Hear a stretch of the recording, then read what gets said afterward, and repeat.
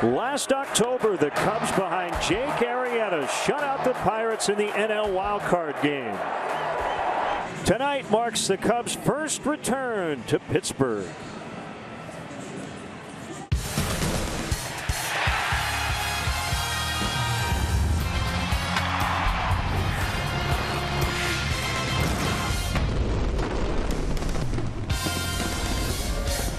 Chicago Cubs baseball on CSN Chicago is presented by State Farm. From PNC Park here in Pittsburgh, game 1 of 3 as the Cubs and the Pirates start their season series. Great to have you with us here on the shores of the Allegheny along with Jim DeShays. I'm Len Casper. The last time we were here, the Cubs eliminated the Pirates in the wild card game 4-0. Yeah, it feels like just a short time ago. Last October, the Cubs came to town to face the Pittsburgh Pirates, and they had an ace in the hole. Jake Arrieta on the mound. He was dominant, but you got to score runs too. And Kyle Schwarber did his part. A 430-foot home run. Dexter Fowler also went deep off of Pirate starter Garrett Cole. There was little shenanigans. Arrieta hit a couple. He got hit by a pitch. Bench is emptied. There was some harsh words. And then we continued to play ball. And here's the final out of the game. And then party on as the Cubs celebrate that wild card victory over the Pirates. Last year during the regular season, the Cubs won the season series for the first time against the Pirates since '09. They've got them lined up, don't they? Hamill, Arrieta, and Lester. Those three together combined for a 1.24 ERA so far this year.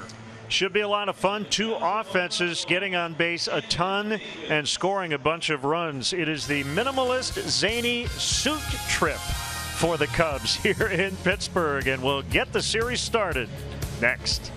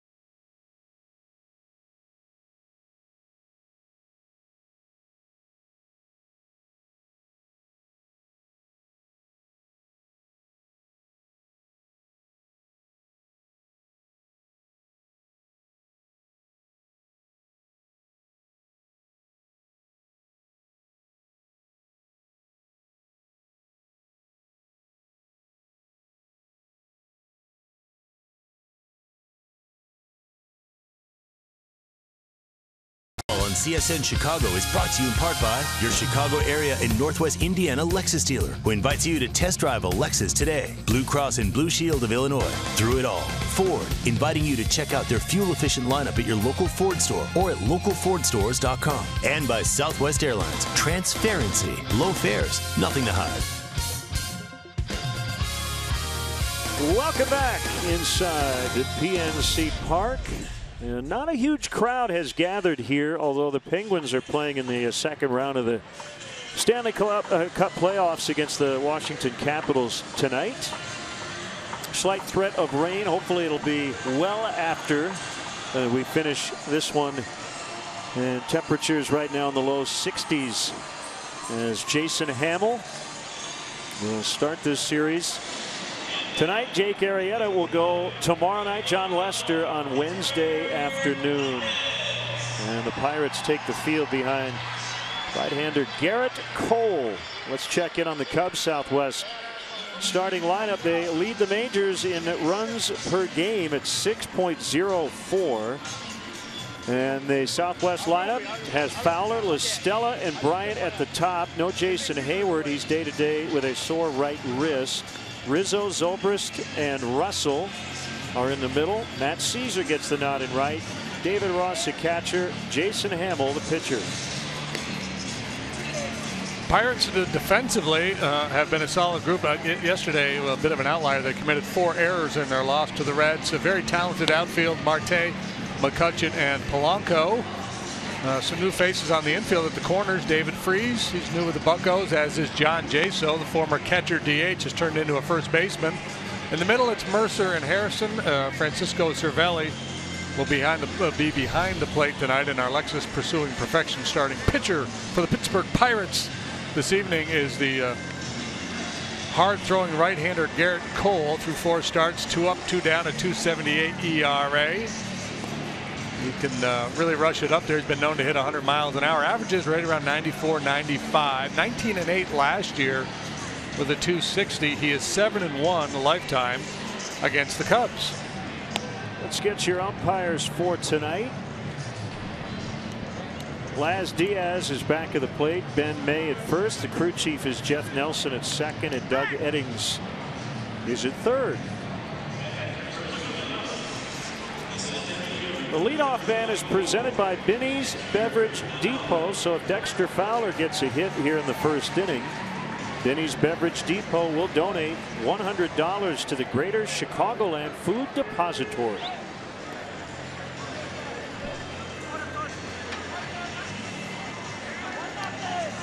.6'4", 230. Garrett Cole, still just 25 years old, making his 78th major league start. At 20 games above 500 in his career. 42-22 with a 3.06. He plays the power game, fastball, slider. He does have a curve and a change. Fastball about 70% of the time. And we are underway. A fastball at 96 on the outer edges. I would imagine he takes them out with a little chip on his shoulder here tonight after being on the wrong end of that wild card game last year.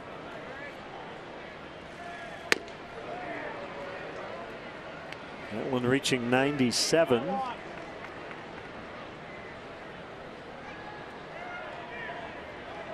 Cole has been really good against the Cubs in the regular season, and there's a base hit. So that helps Binny's and the Greater Chicagoland Food Depository. So the Cubs got drew first blood in that wild card game. Fowler stole second base and scored in the first inning, kind of setting the tone. I'd be curious to see if he set sail here.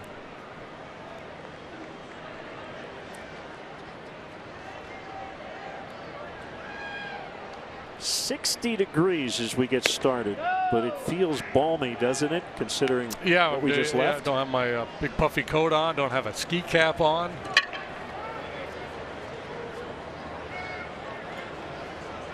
Well, Stella got the start in the wild card game at third. Last October went 0 for 2. He's been hot as of late as he cuts and misses. He's reached in 10 of his last 16 trips to the plate.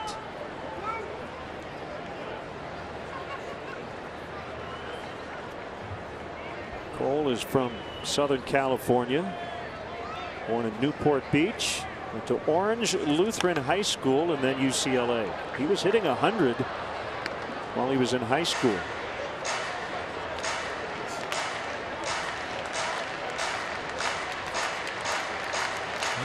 Why he was the overall #1 pick in the draft.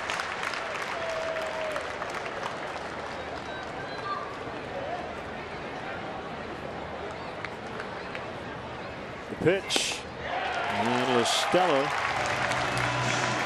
is the first strikeout victim. And Tommy struck out yesterday for just the first time all year, and he gets beat by the fastball here. And, you know, we always make the point about LaStella, how he can handle velocity, but Cole's a different animal.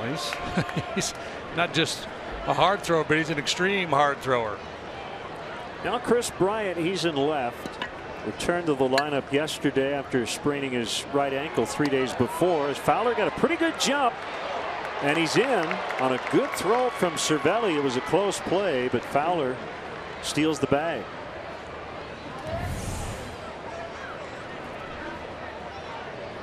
Cervelli's been throwing well. He's got 36% so far this year. That'll go down just a little bit with Fowler getting that hand in just before the tag from Harrison. Dexter is 4 out of 4 to start the season.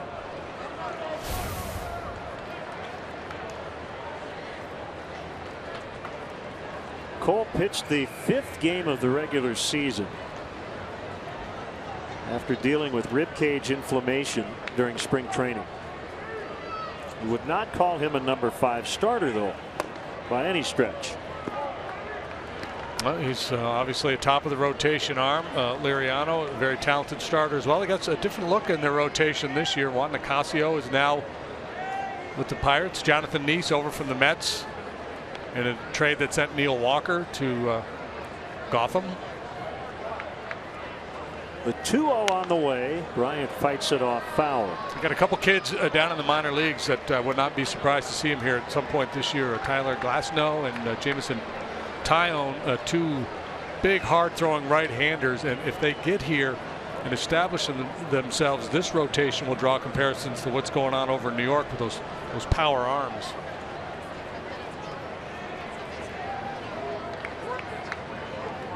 The 2-1 is low and outside.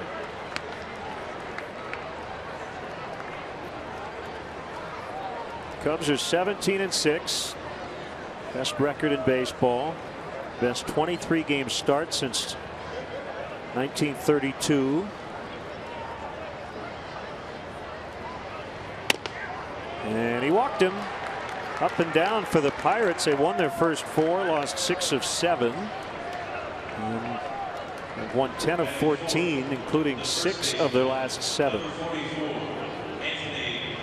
So here's an interesting factoid on the Pirates game yesterday. They came back to tie the game in the 7th, the 8th, and the 9th inning. And all 3 of those innings they came from behind a tie. Ultimately lost in extra innings. They're the only team to have done that in their home ballpark since like 1900, and they've done it 3 times. Wow.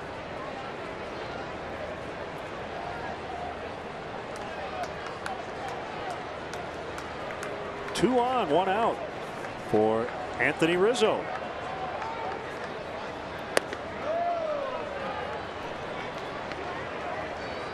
Rizzo gets the slider to start. Rizzo with good numbers against Garrett Cole. 6 out of 17. That's a .353 batting average.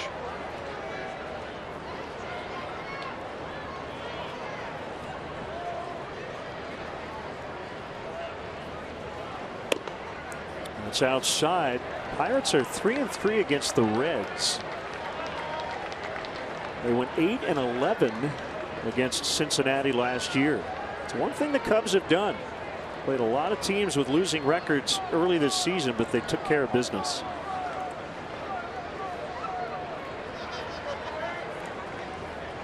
So if you do that, you go, 11-8, 10-9 against the really good teams in your division, you're going to be in great shape. That's a strike. 2-1.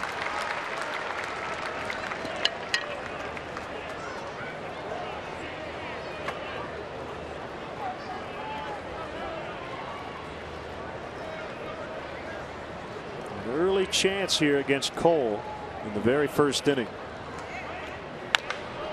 And Rizzo pops to left. Starling Marte won a Gold Glove out there last year. 2 down. Here's Ben Zobrist. First action for him ever in this ballpark.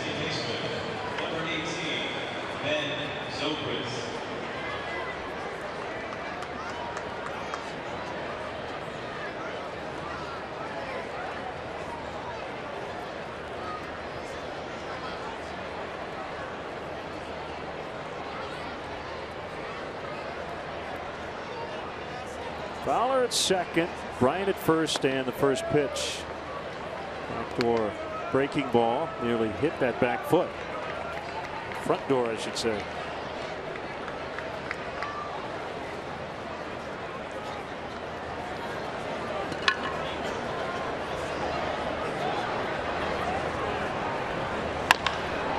Fly ball to center. McCutchen is under it, and the Cubs strand a couple. Jason Hamill will take the ball, and we return to Pittsburgh.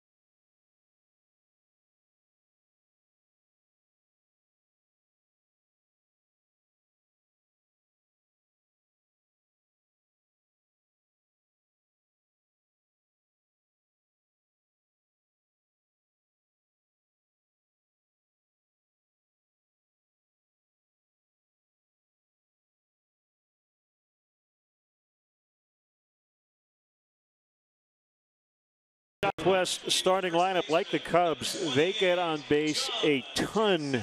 John Jaso's always had real good on base skills. We know about McCutchen, and look, he's only hitting .227. David Freese, a nice addition. They signed him in March. Marte, Cervelli, Polanco, Harrison, Mercer, all hitting over 300, with the pitcher Garrett Cole batting ninth, and Jason Hamill says, let's go. And his first offering to John Jaso is outside, ball one.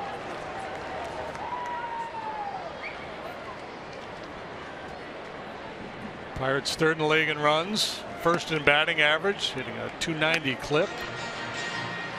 Alexis pursuing starting pitcher for the Cubs tonight is Mr. Jason Hamill, and boy, has he been good. He's made 4 starts. He's 3-0 with a league best 0.75 ERA. Exactly 6 innings each time he's gone out. He's allowed 1 run on 2 occasions, has pitched scoreless baseball the other 2 times. Well, the 2008 Tampa Bay Rays won the American League pennant, lost in 5 games in the World Series to the Phillies on that club.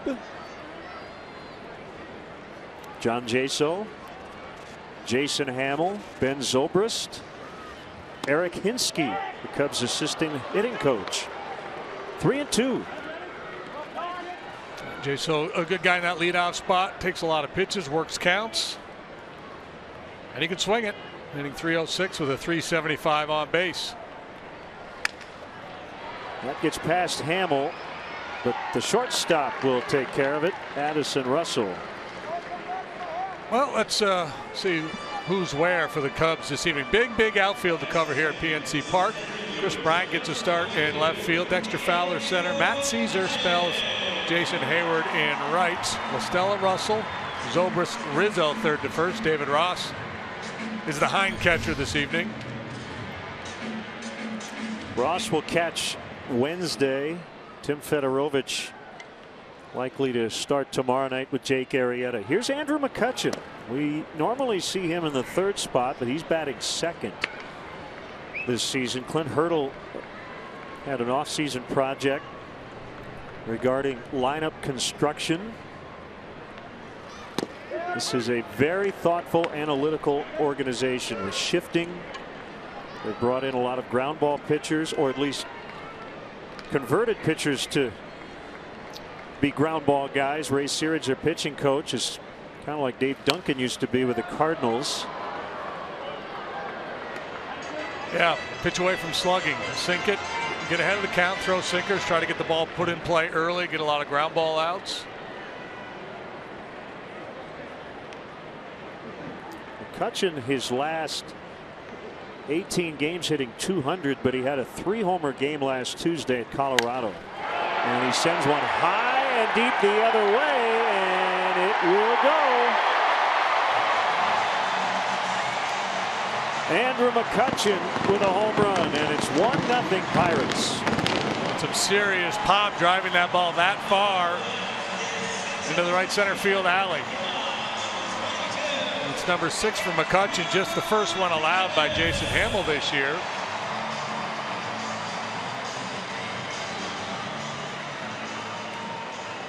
You see the explosive swing from McCutchen. That's our forward home run replay. So first homer allowed in what is his 25th inning for Jason Hamill this season. David Freese takes ball 1.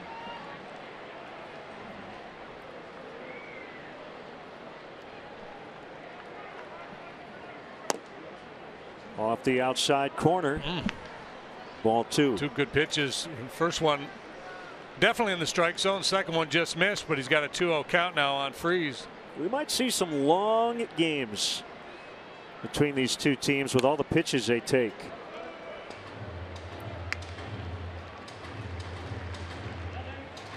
Got a lot of guys on both sides who like to grind out their at bats.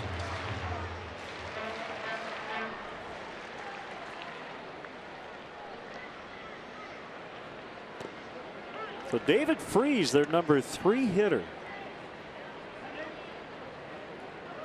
signed on March 11th. Jung Ho Kang is still not back after left knee surgery.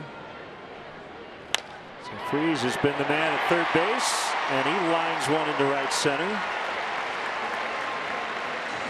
Yeah, Kang injured on the takeout slide by Chris Coughlin last year. Continues to work his way back. He's on a rehab assignment at AAA.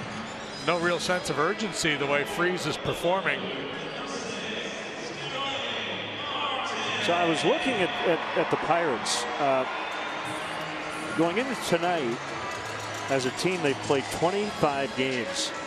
They've had one guy make at least 20 starts at every position. That's 1 through 8 basically in your lineup. So while they have some depth on their bench, they have a pretty set lineup.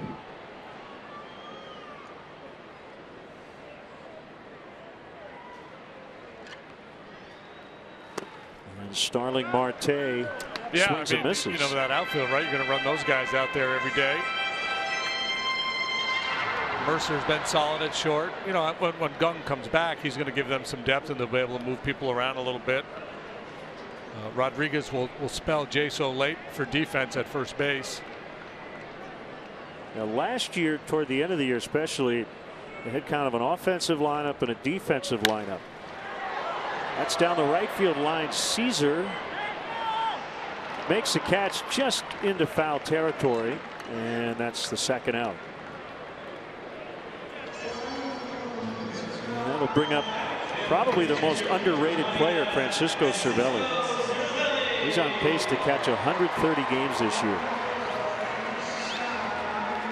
Yeah, did a real nice job for them last year. There was a lot of concern here with Russell Martin leaving, and acquired Cervelli, and he performed admirably. You know, maybe not Russell Martin didn't hit for the power that they would get from Russell Martin, but in terms of average, overall offensive game, he was rock solid. Made under $1 million last year. He's at 3.5 this year. Martin off to a really slow start with the Blue Jays. Fowler racing in, and he grabs it, and that will end the inning. McCutchen with a home run, and the Pirates strike first, leading 1-0 after an inning.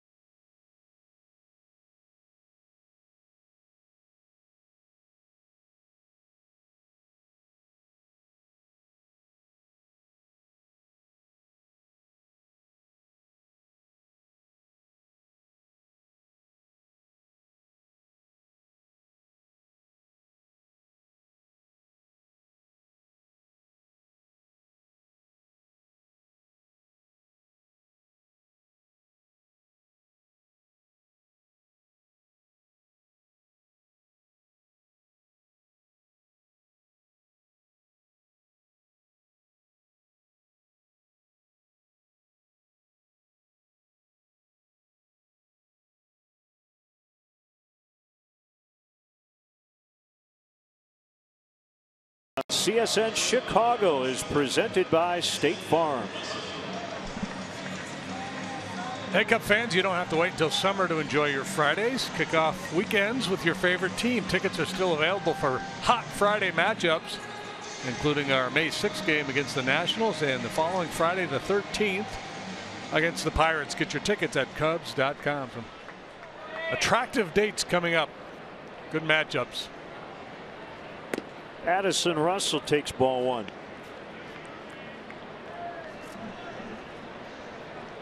We talk about max effort pitchers. Garrett Cole has easy gas, doesn't he? Real smooth delivery. Yeah, you know, he's just right out of Central Casting, right? The big power right-hander, 6'4", 230. Mid-90s heater, pretty simple delivery. And you know, doesn't go soft very often, as I mentioned. It's a power game, fastballs and sliders.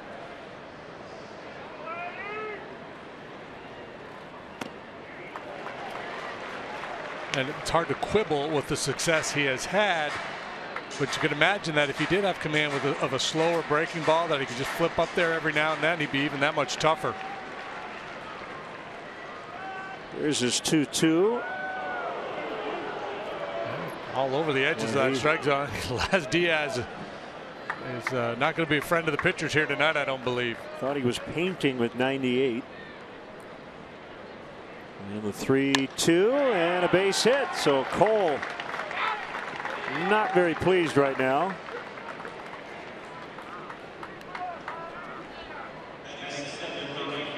Similar to the RBI single Russell had in the 9th inning of yesterday's ball game. And Cole, after feeling like he got pinched a little bit, challenged the middle of the plate, and Russell got him.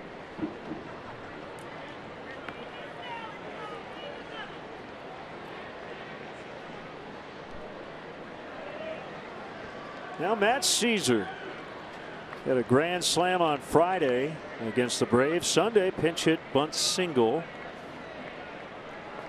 Caesar's playing right. And he fouls back, playing with a lot of confidence right now. Where the Cubs part-time players have been really good, haven't they? Yeah, well, the 375 in the pinch so far this year. And given opportunities to start, Caesar has delivered. La Stella, Baez doing his thing. Yeah, Baez hitting 310. La Stella 357. Ross has 2 home runs. Caesar 357. Not bad.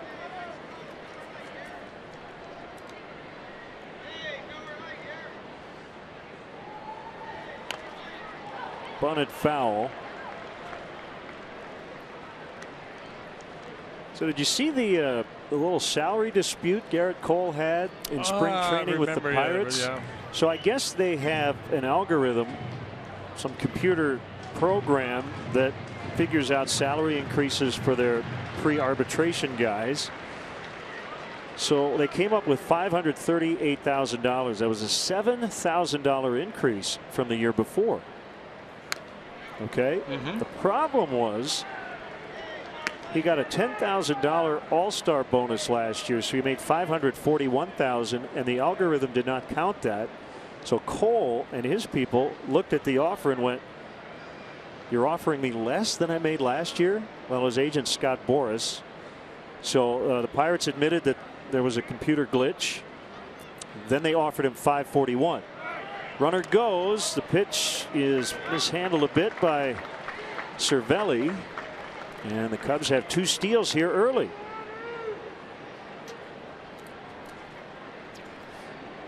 That's number 1 for Addison Russell this year. And Cole, kind of like Arrieta, when you're facing him, the idea that you're going to string a bunch of hits together, especially as you're near the bottom of the order, not likely. So why not be a little more aggressive on the bases? So they settled at 541 then?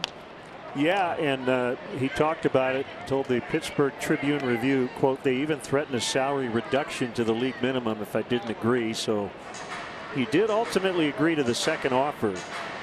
And Neil Huntington was very upfront. He said, I certainly can understand his feelings, but then he went where a lot of general managers do, and that is we have a system in place.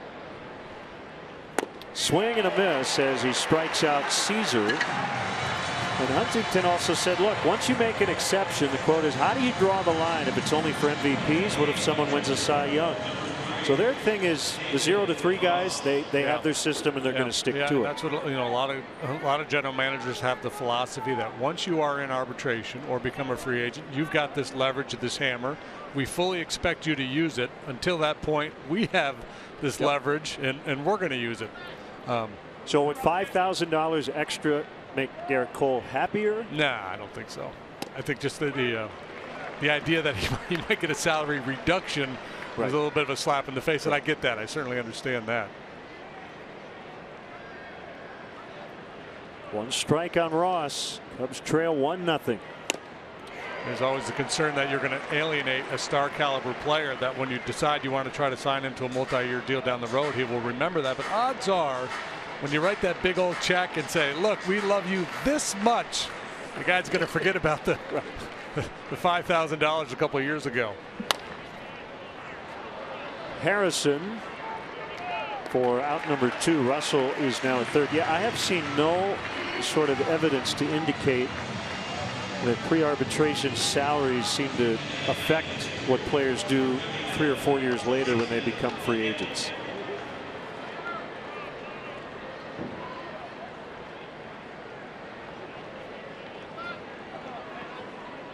Now Jason Hamill. Cubs pitching staff's been really good at the plate.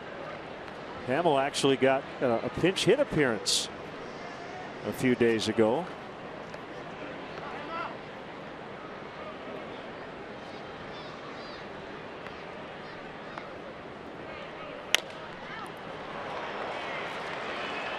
That will get Cole out of the inning as Jordy Mercer makes the catch. Inning and a half in. 1-0 Pittsburgh.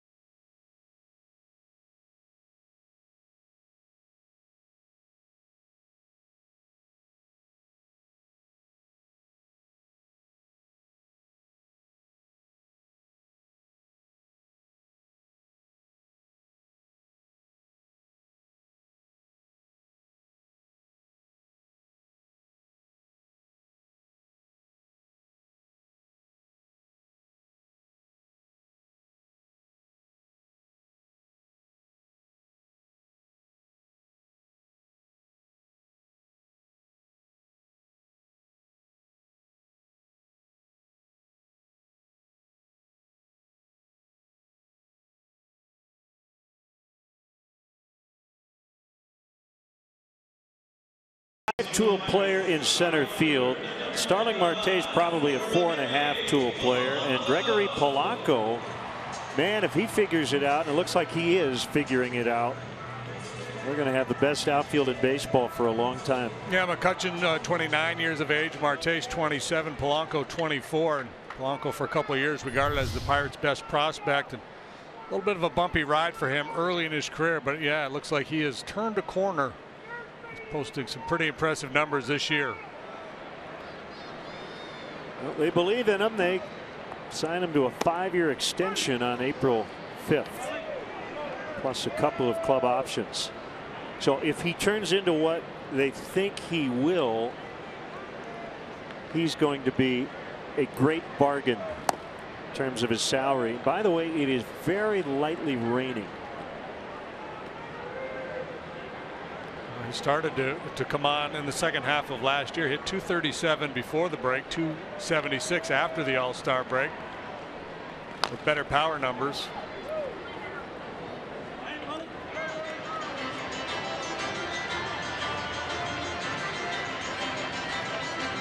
He hit the 39th home run all time that has landed in the Allegheny yesterday against the Reds. Yeah. Side. Also misplayed a ball or two in the outfield. There's some debate as to Polanco as an outfielder. The advanced metrics like him. Some people watch him play every day, not so much. But there's a look at that powerful stroke. We have splashdown. 2-2 is inside. And he has walked more than he has struck out this year, so he's buying into the patient approach they're preaching here in Pittsburgh. He said alliteratively. Hey, is that Susie Cool? I don't know, but she just booted one down the line.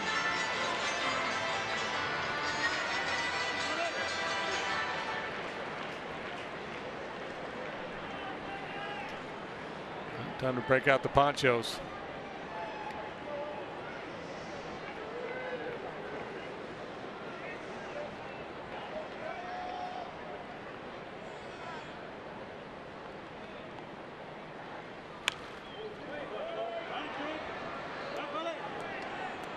Look, both these teams have a lot of really good players, but like the Cardinals, they've started to build a little bit of a philosophy, kind of a system, Cubs way.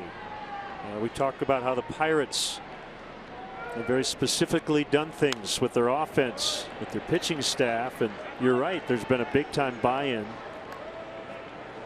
Both these organizations feel like they're going to be good for a long time to come.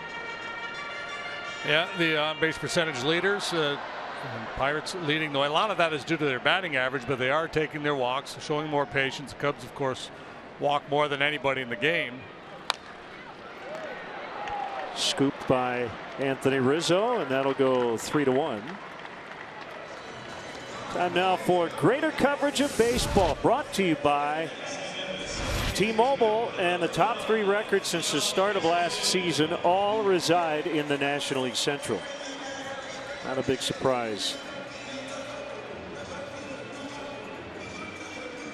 You know, and the Pirates, they've turned over their roster a little bit. Neil Walker traded. Aramis Ramirez retired. A.J. Burnett did the same. Pedro Alvarez has moved on. Charlie Morton. Joaquim Soria.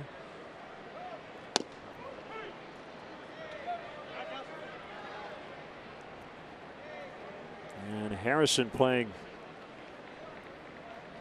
second base after Walker got dealt, and he hits a soft liner to Rizzo.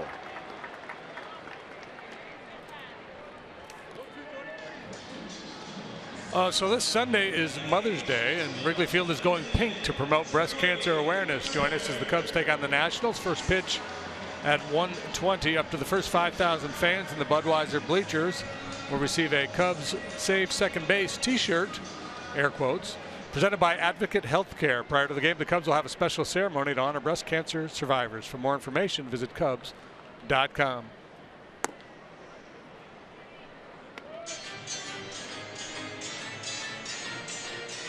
Jordy Mercer's got it going with the bat, hitting better than 300.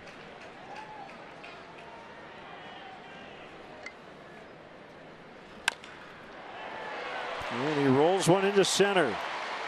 He has reached base in 14 consecutive games.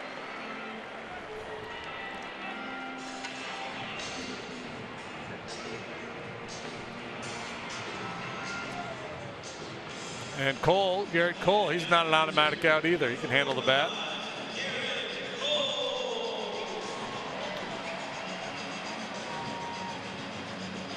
1 out of 10 so far this year.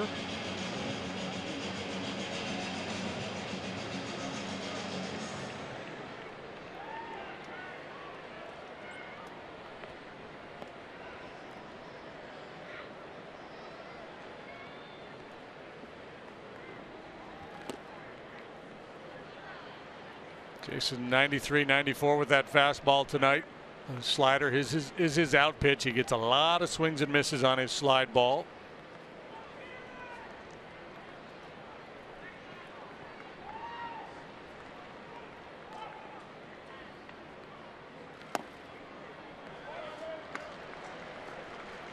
2-0. Pirate Parrot never ages.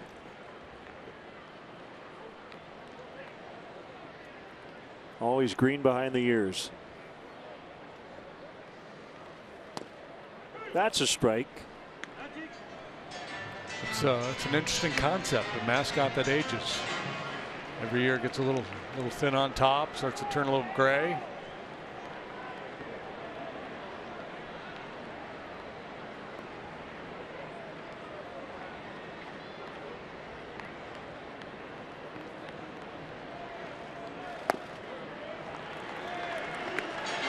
Three and one, raining a little harder now.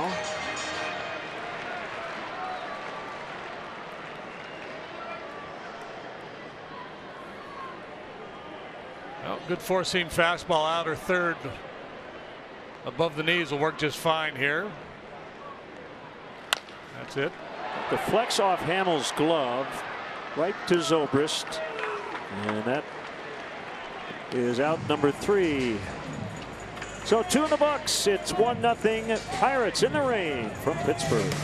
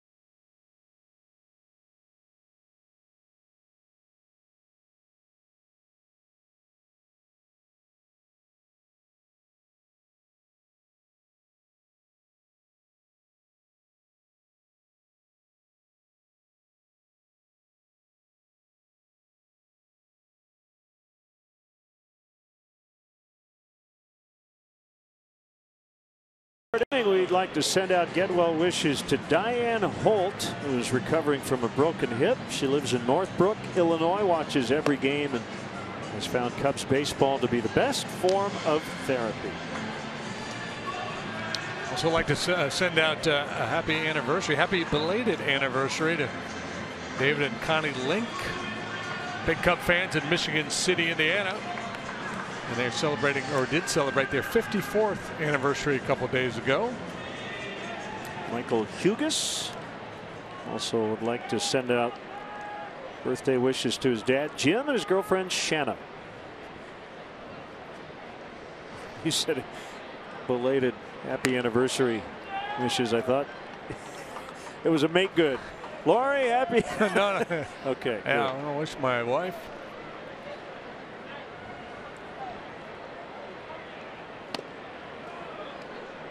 So I say that's one of the good things about this job, but probably best to not say it belatedly. Yeah, that. And maybe in person. By the way, happy anniversary usually. Hey, honey, happy birthday. Last week. Sorry, I forgot. 2-1 on Fowler. He singled and stole a bag in the first. Cubs have had the leadoff man reach in both innings, and then that guy has stolen a base. Well, big yard here. Should yield plenty of doubles and triples. Hard to hit the ball out of this ballpark. It's real big out there in the north side notch. 410 out by the bullpens. In deep left center, there's a cow walking around. No apparent reason.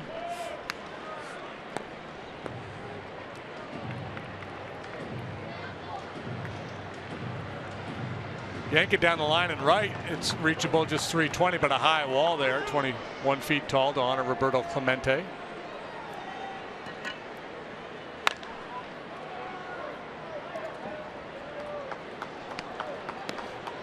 Cubs still the only team in baseball that hasn't lost 2 in a row. And they are coming off an extra innings loss yesterday.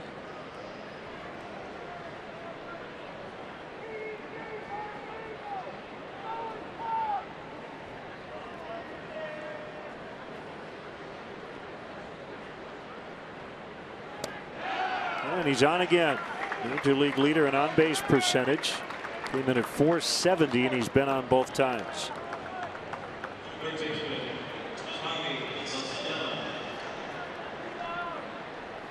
Well, Stella, a strikeout victim last time, but normally you can count on him to put the ball in play. Fowler stole a base in the first, might be looking to steal again, or if the count dictates, Joe might decide to play a little hit and run with this combination.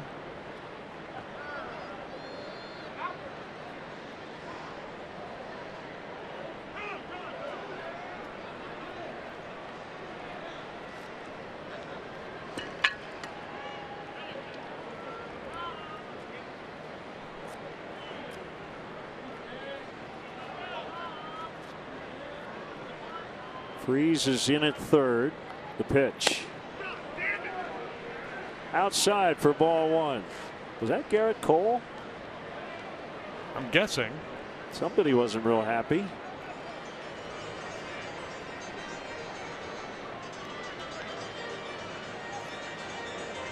Yeah, he's an intense guy. He's a very fiery competitor.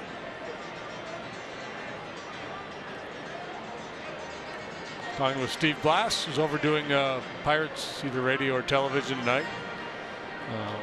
Steve was talking about Garrett Cole. He said, he's one of those guys. He wants to be great. I mean, he works really hard. He really cares. He's very intense.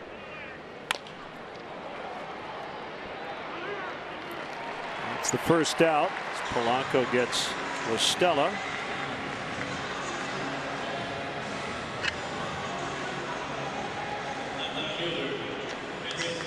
Make sure you join CSN Chicago for a taping of Beer Money, the trivia show that tests your sports knowledge in exchange for cash.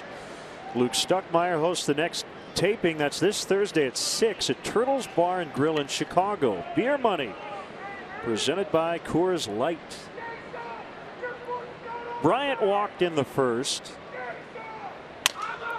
Broke his bat this time as he lines to Polanco. Throw back to first, and Fowler beats the throw.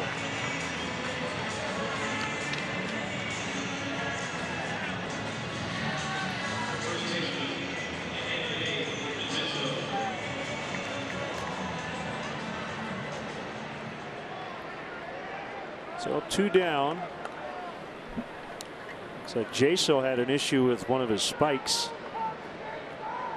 His time has been called, so he gets that wardrobe malfunction figured out. Oh man, what do you have going on underneath? Did you see the socks? Can we replay that? Let's He's got some Go deep lucky inside socks. the wardrobe of John Jason. Yeah. Look at the locks. The dreads working. Yeah. All right, here we go. Slow motion. Oh, he's got the red, patriotic white, socks. and blue, and the stars and stripes going. Okay.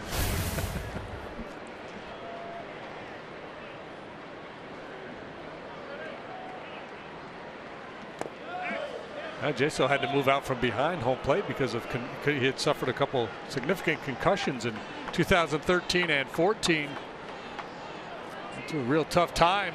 Wasn't sure he'd be able to continue his career. Well, John, if you get fined by the Major League Fashion Police, the guys in our tape room will handle it.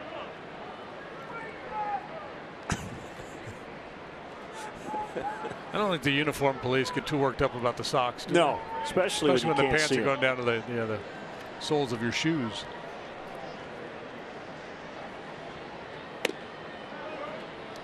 Jason would fit right in with this Cubs team on the minimalist zany suit trip. The rule is you have to wear one item of this getup at all times in public. Anthony Rizzo had his suit on today with no dress shirt underneath. With the shorts and all as he got on the team bus. Yeah, Jason Hamill was rocking the pink suit.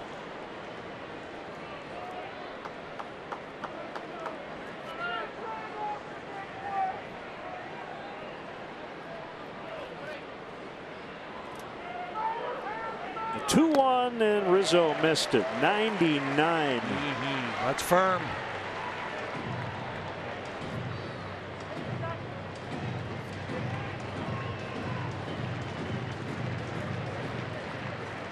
You don't get the sense that Cole is pitching to contact. He's just trying to blow you away. That pitch just missed. Runner goes. Save. Fowler's 2 for 2 tonight.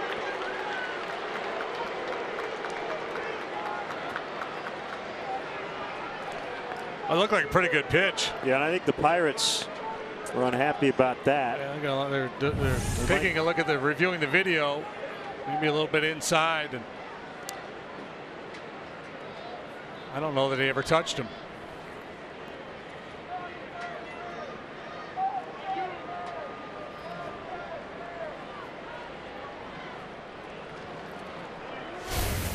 No challenge.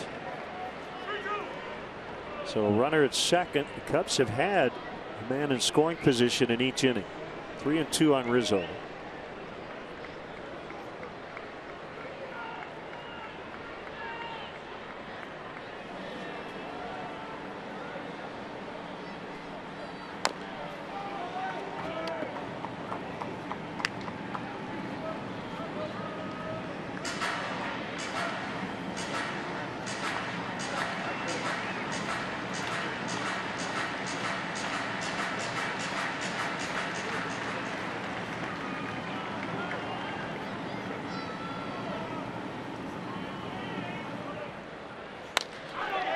Hit pretty well. Polanco will not get it, and the Cubs have tied it. Fowler scores. Rizzo to second with a standing RBI double.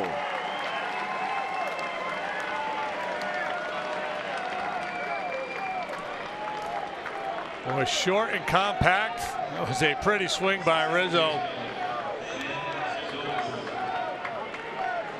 Some kind of an explosion in the Cubs dugout. Someone giving somebody a hot foot. But there you see the approach. You see prior to the pitch choked up a little bit. Not a big swing, but he's so strong. A flick of the wrist. It's like a 1-iron out there, one hopping the wall in deep right center. His 25th RBI, tying him for the major league lead with Nolan Arenado.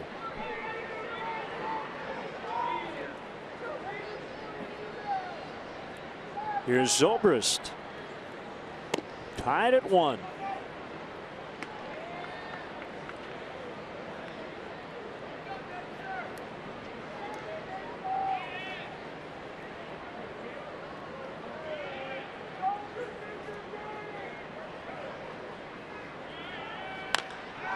That's a base hit. Rizzo will come around third and score, and the Cubs lead 2-1. Back-to-back 2-out RBI hits.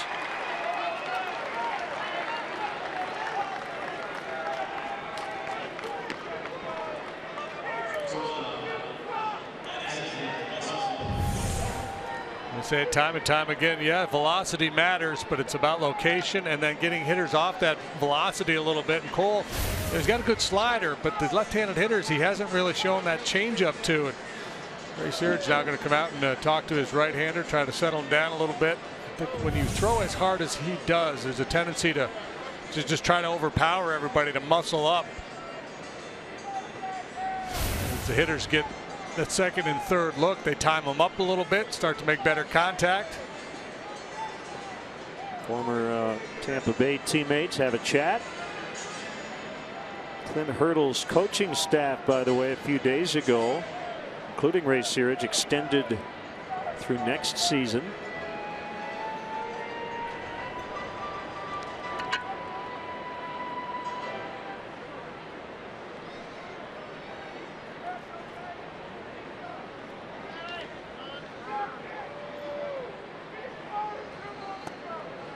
Russell went around.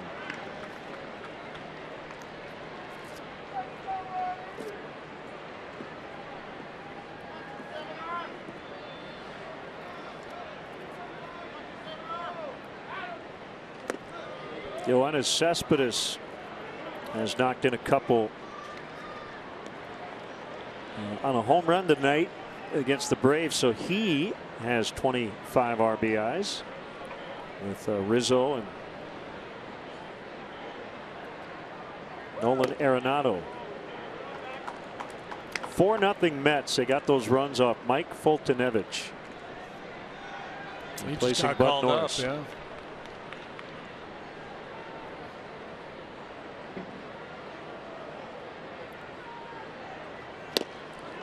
Swung on and missed. 2-2.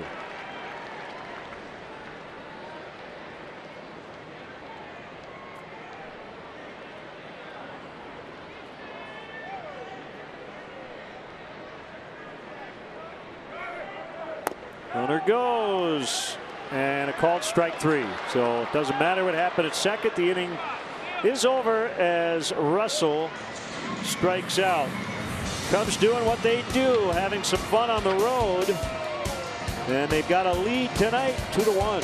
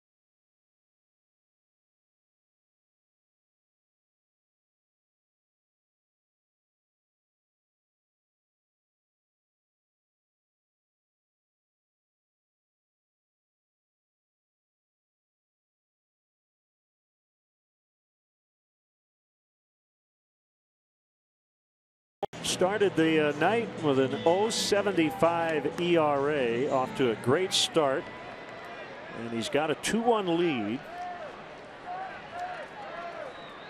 As the Pirates will go through their order for the second time. Jaso rolls over and hits it foul. Hamill 3-0 through his first 4 starts. Well, I guess he's due to pitch 6 innings and allow 1 run, because that would keep the pattern alive. 6-1, 6 and none, 6-1, 6 and nada last time. Real good fastball command last time out against Cincinnati for Hamill. 6 shutout innings, allowed 3 hits, couple of walks, struck out 7.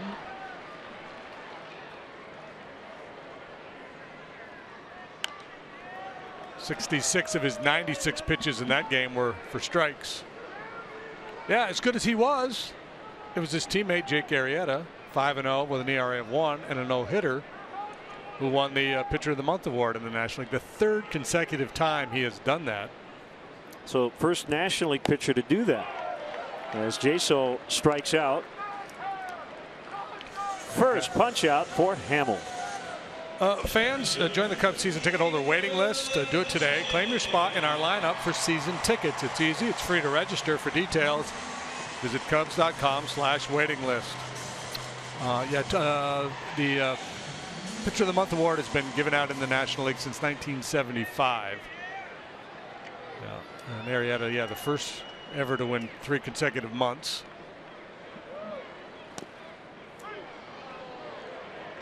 August, September of last year, and April of this year. In the American League, Pedro Martinez did it, and Johan Santana. McCutchen homered his first time. This time he bounces out to second. 2 quick outs. Walter Johnson probably would have done it a few times. Yeah.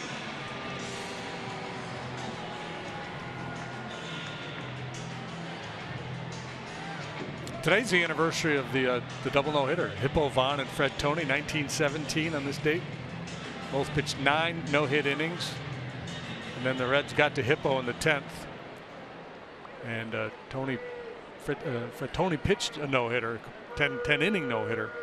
But they were both no through 9. Where's that one? Laz?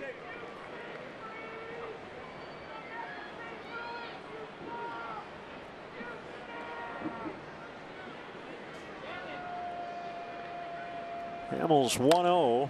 Freeze softly bounces to the shortstop. Russell gets rid of it quickly. And that's that inning over. Very quick 1-2-3. The shutdown inning for Hamill. 2-1 Cubs.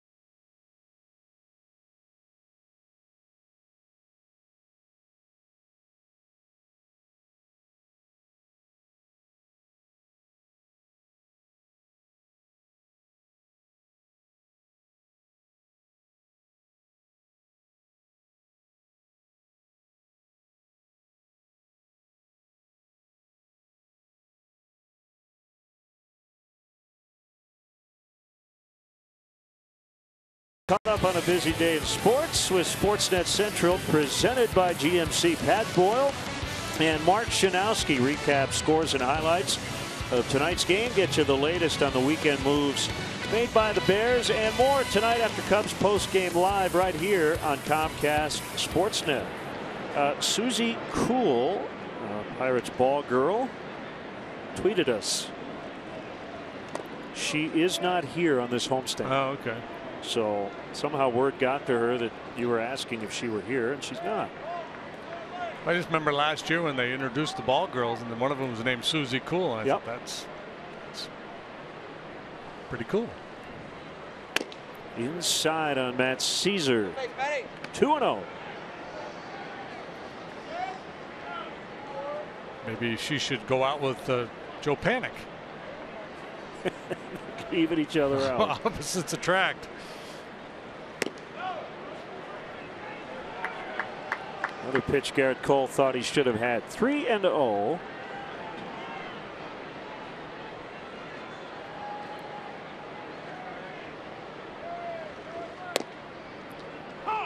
That's a strike.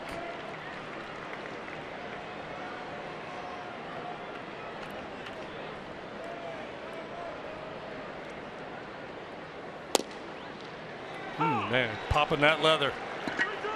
It's not a big crowd and a relatively quiet crowd. You can really hear that leather snap.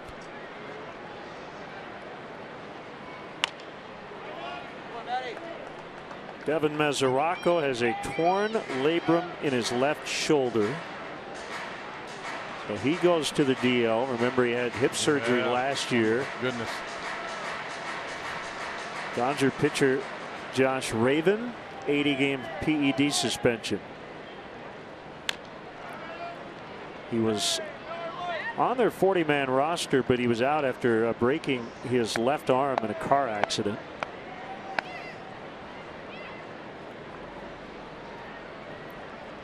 He released a statement saying a positive test resulted from some supplements he took after an illness during spring training. Lined into center and a base hit. Cubs keep putting the leadoff man on base. And Matt Caesar continues to impress as he pushes for more and more playing time with his performance.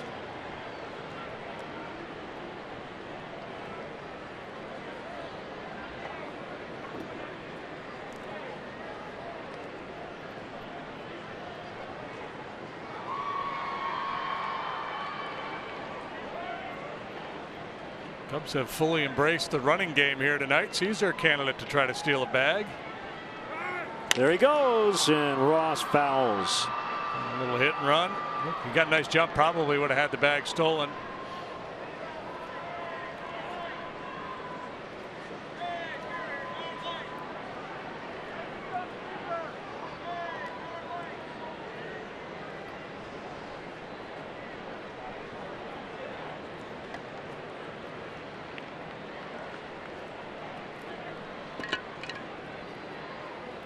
Cole making his 10th career start in the regular season against the Cubs. Remember, lost the wild card game last year.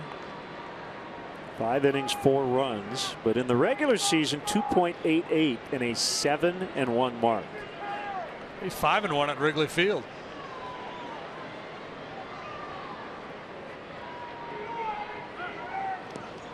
That throw, I think, hit the runner, and Matt's going to head to second, and a slip by Jaso. He didn't have a shot anyway, and that'll be an error on the pitcher.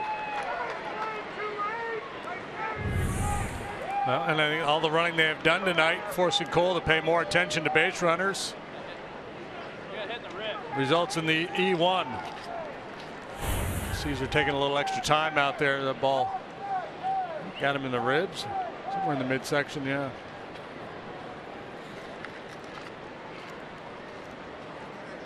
Yeah, he's a former football player. He can handle it, right? Yeah, he's used to getting hit.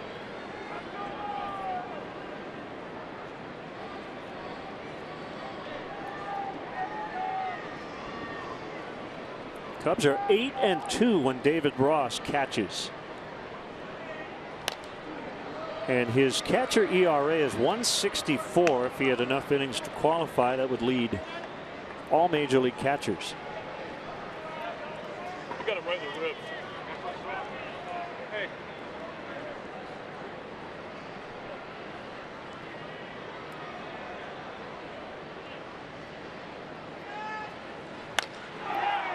And he lines out to Harrison, but Caesar, as every base runner is taught, freeze on that liner, and it was right there next to him, so he saw it. Yeah, good read. I think other guys would have been a little too aggressive with their secondary lead and react to that ball off the bat, but he immediately slams on the brakes and scrambles back.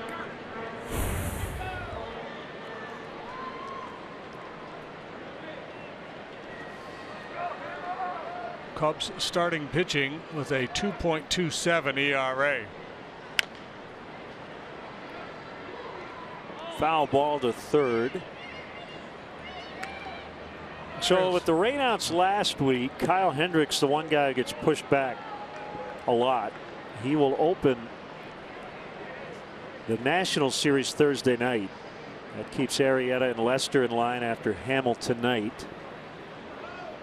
Yeah, and you know, this time through, because of the rainouts, everybody's had a little extra rest, and it just, you know, it makes sense to keep as many guys as close to their routine as possible.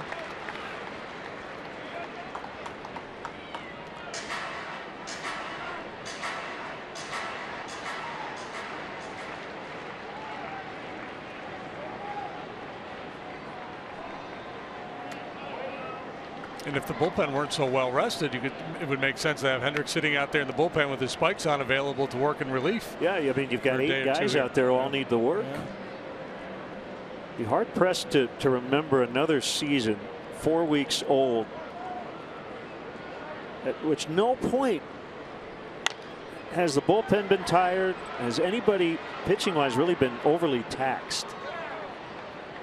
Yeah, because, you know, usually when we go in and see Joe just about every day, and normally the conversation is, well, how's so and so today? Is he available? And he's like, I don't know. He's, you know, he's going to play catch, and he's going to let me know. I'll talk to Boz later and find out. But we've never even had that conversation this year.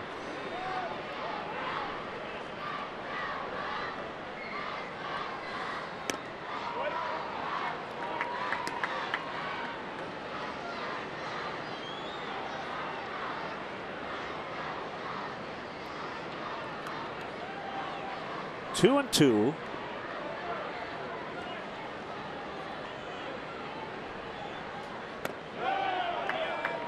Good take. 3-2. Fowler on deck.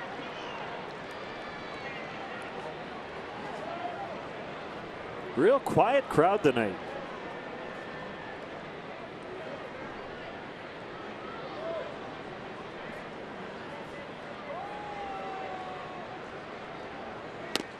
Call strike 3.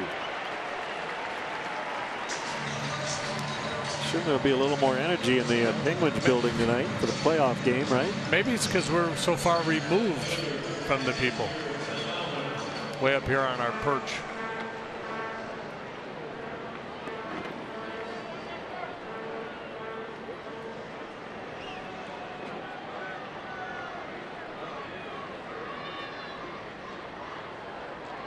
Fowler with a single, a walk, 2 steals, and a run.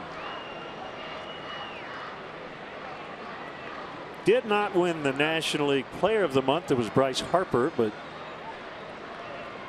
he got some votes.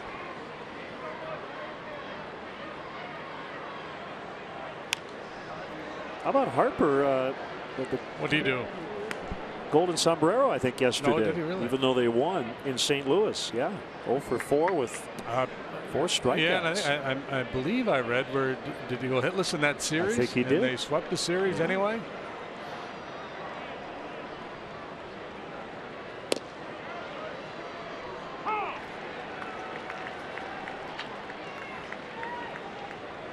Yeah, Cardinals have dropped 4 in a row. They're now a game below 500.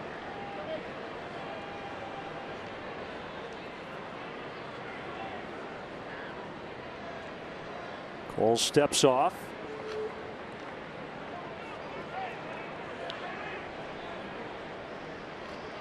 And the Cardinals host the red-hot Phillies, who have won 6 in a row.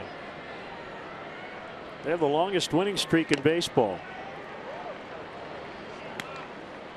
The Fightins have won 9 out of 10. They are now 15-10. They're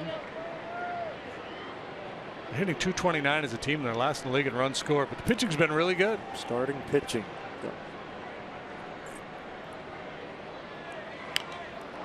Well, after being quoted saying he'd rather quit, give up all the money, than to continue the way it's gone, Joey Votto hits a 3-run homer for the Reds. They're playing the Giants. They lead 4-3 over Johnny Cueto.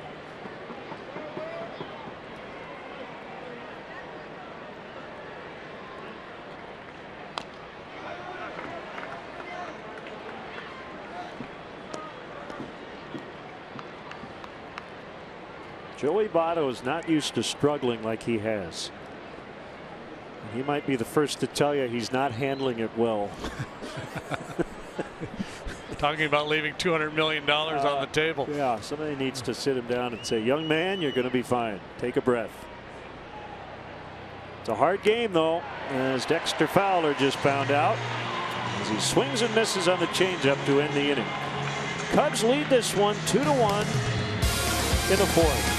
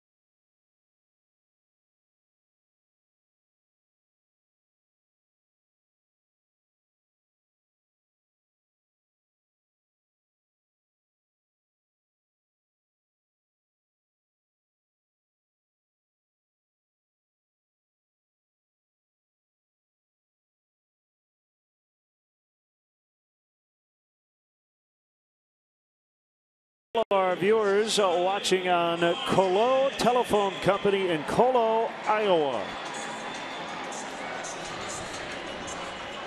Cubs lead the Bucks 2-1. Starling Marte.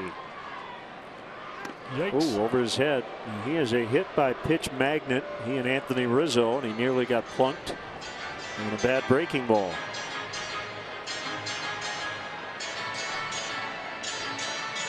Yeah, he doesn't walk much, but he does get hit quite frequently.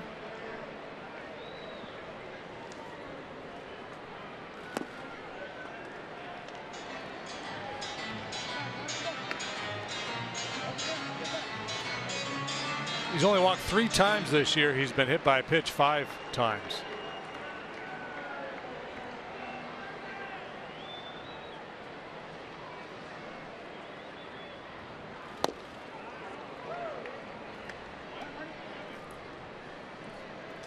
Predominantly right-handed club that the Pirates have, and that plays to Hamill's strength with that slider.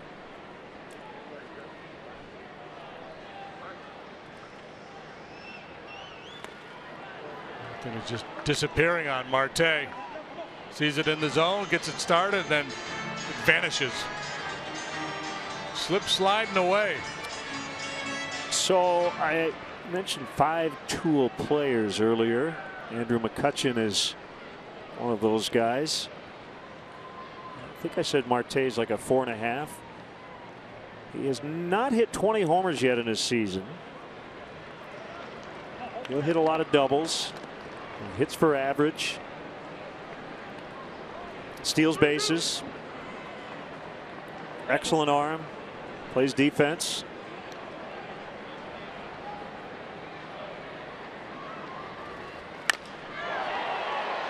Fowler back on it, and he's got it. This is an interesting matchup here. Dexter Fowler has been playing deeper than he did last year as the Cubs made a philosophical change with their outfielders. The Pirates have done the opposite. McCutchen in particular is playing a lot more shallow than he used to. So they're trying to take away the cheap hits, whereas the Cubs are trying to take away slugging. So last year that might have gotten in. Yeah, there's been a number of balls that Dexter has been able to track down this year that perhaps he would not have last season. Cubs defending slugging, trying to take away the extra base hits.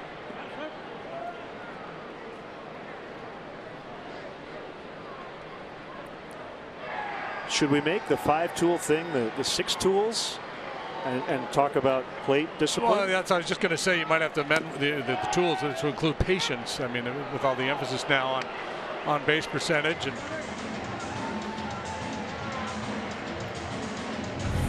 Cervelli not happy with this call. Laz Diaz has had a fairly tight zone tonight. He opens it up right there. But by golly, he was right. So maybe instead of hits per average, we just put on-base skills in its place, because you do have power as one of those 5 tools. Okay, I'm in. Yeah.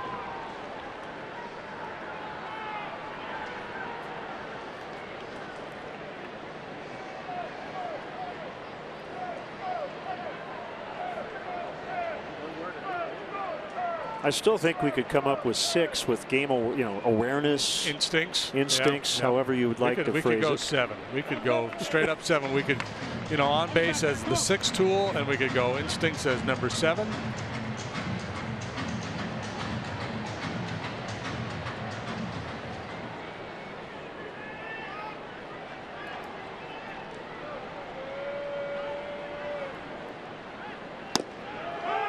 Strike 3 called. Then I guess it begs the question. If we think over the years of the 5-tool players who would be easily identifiable, is it possible to have all 5 skills and not have good instincts or awareness? I would say it is possible. It would take me a while. I can't think of anybody on the list, though. I mean, McCutchen, say, very aware. Larry Walker once threw the ball into the stands when there was only 2 outs. That's just true. Larry had to learn. There's also that story, Larry. I think when he was a minor leaguer, he was running on a pitch and there was a fly ball, and he just, instead of retouching second, he just cut it right behind the pitcher's mound from third to first. Yeah. Well, he's Canadian. You got to give him a little bit of a break. Just thought the face-off was going to end up in the other end. Polanco, deep center and over Fowler's head. And it's a double. Yeah, and that speaks to his strength right there. The Polanco swing reminds me a little bit of Bryce Harper. Does he get a little lag or something? The hands come forward, he keeps the barrel in the zone, and then he explodes. And you talk about a 1-iron. Interesting to watch Fowler track this one. And he just watched it fly over his head like an airplane zooming by.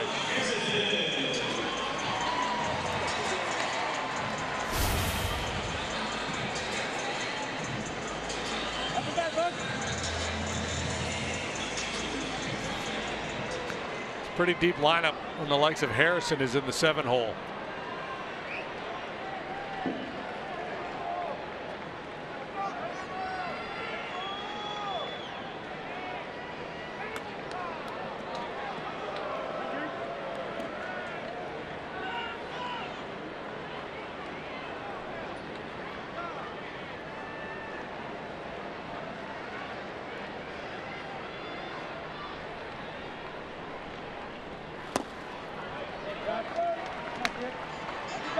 1 ball, no strikes.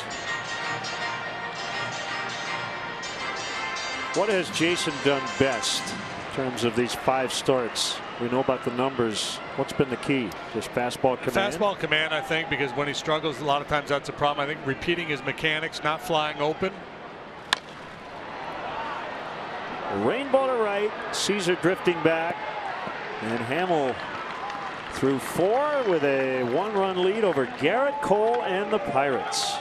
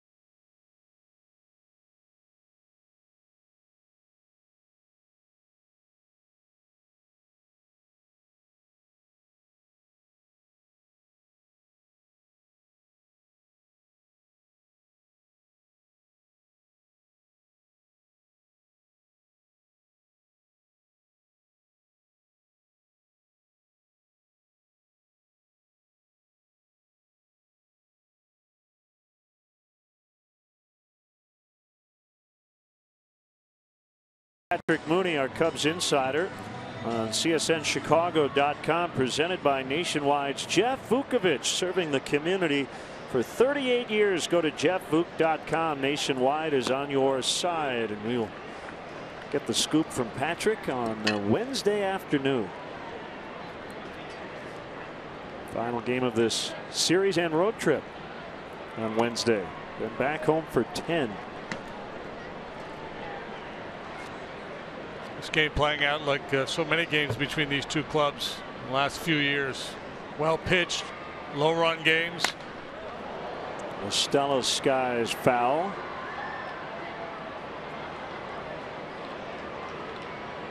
Won't see Liriano in this series. He's been awfully tough against the Cubs.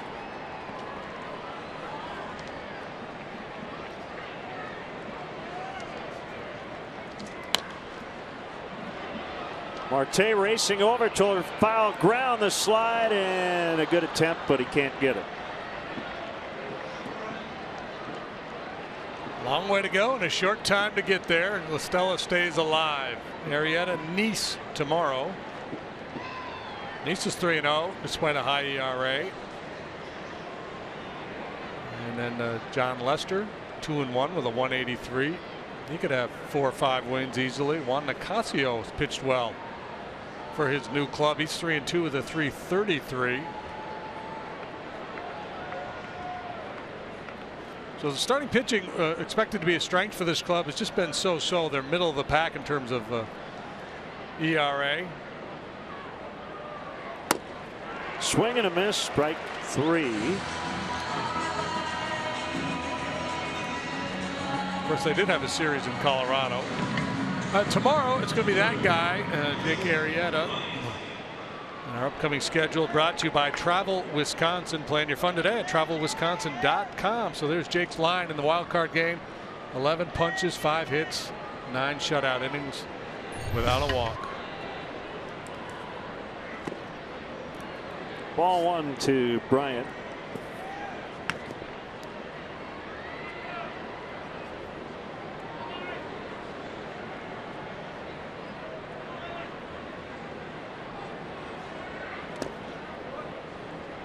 Bryant put up good numbers in this ballpark last year. 375, 15 out of 40. It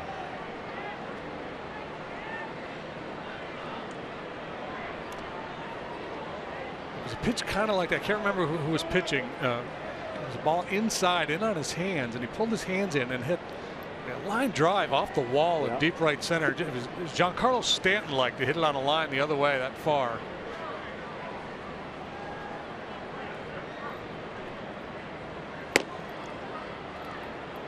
Three and one. You know who would remember the pitcher? Pat Hughes. Yeah. He has a photographic memory. Remember the count.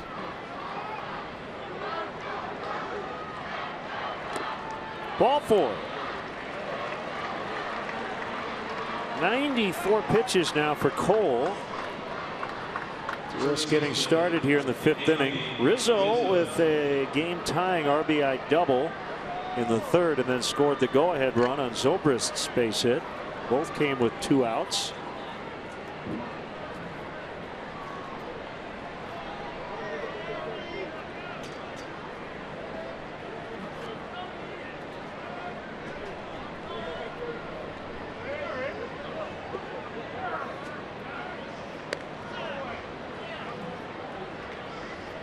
See why Cole's keeping an eye on Bryant. Not every guy who's reached has tried to steal. He made an errant pickoff attempt to try to get Matt Caesar and resulted in an error. That's a strike. Little cheese at the knees.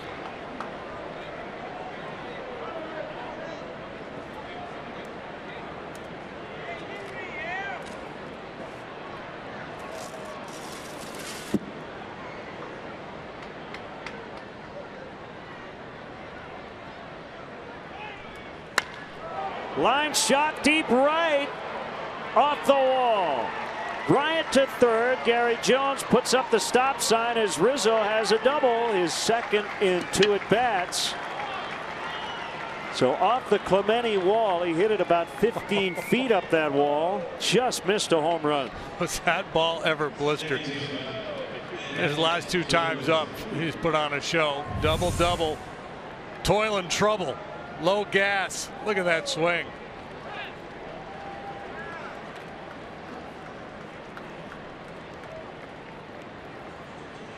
And again, it's Cole's inability, at least tonight, to really establish, any kind of an off-speed pitch to the left-handed hitters. I mean, he's only given up 2 runs. It's not like they're wearing him out, but he throws so hard. It's kind of like, the golf analogy would be every now and then I think a guy has to, lay up or pull the hybrid out instead of hitting the driver. He's just kind of airing out that fastball. So it's a couple of things. One, you get to this point in the game, if you haven't used the off-speed pitch very much, it's tough to break it out now.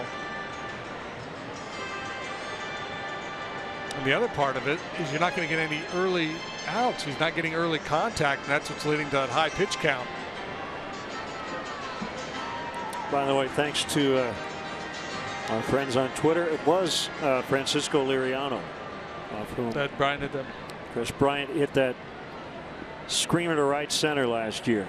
Now Zobrist in the air. Bryant ready to tag. It will be McCutchen to make the catch, and he will throw to 3rd to keep Rizzo at 2nd. 3-1 on a sacrifice fly. Zobrist has knocked in 2.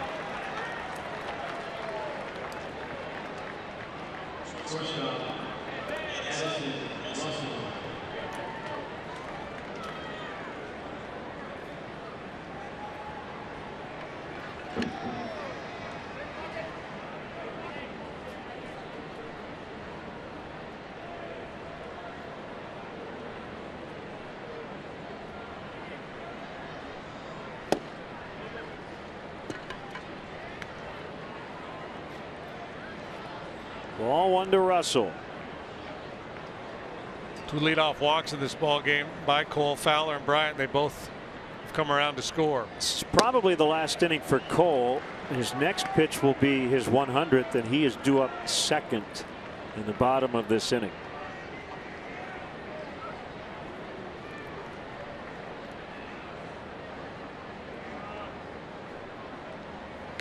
Ouch. And that was a fastball.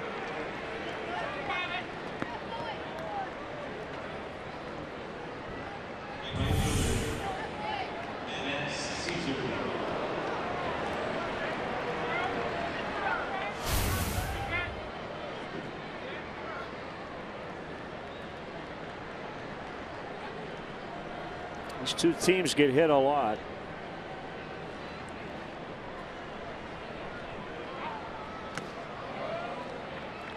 But again, if you take Rizzo and Marte out of the mix, it would change things. And I think the Pirate pitchers have earned a reputation over the last 3 or 4 years of really pitching effectively inside.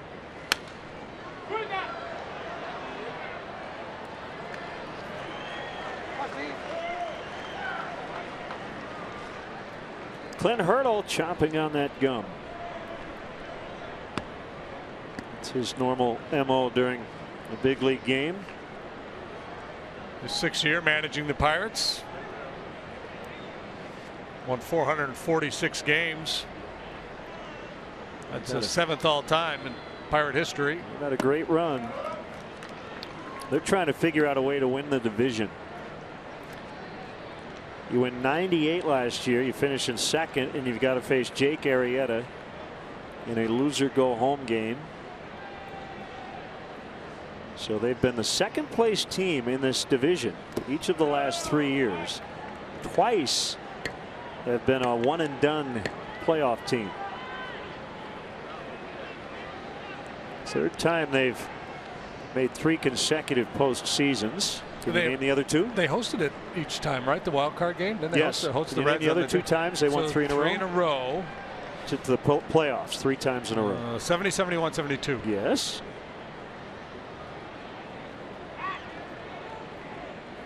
'90, 91, 92. 90, 91, 92. The Jim Leland. Oh, that's right. Yeah, Pirates. Yeah. Yep. That's right before the run of what 20 years of sub 500. Yep.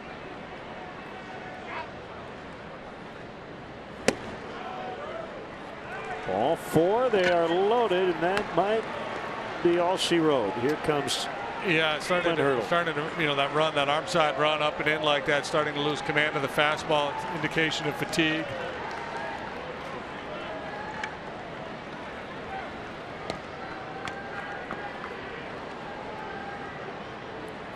So the Cubs chase Garrett Cole out of the game after 4 2/3. Still batting here in the 5th, leading 3-1. We'll be back.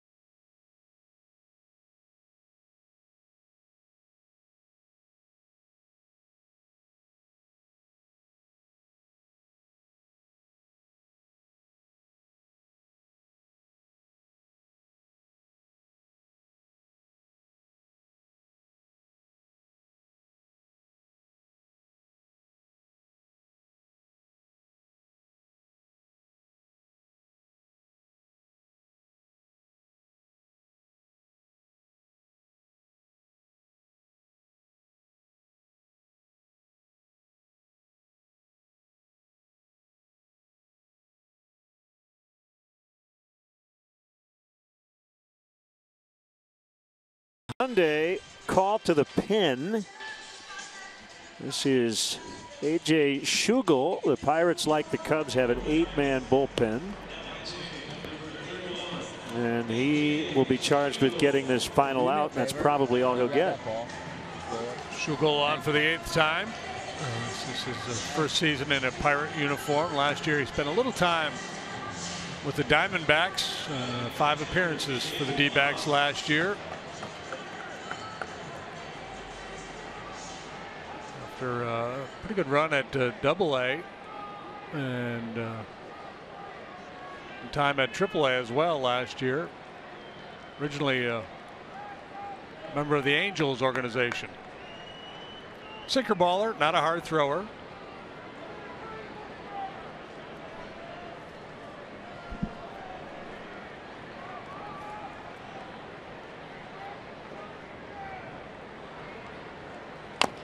Bases loaded for David Ross on a foul strike. Wow, that one went up on the board at 94, which is contrary to the scouting report I've got on him.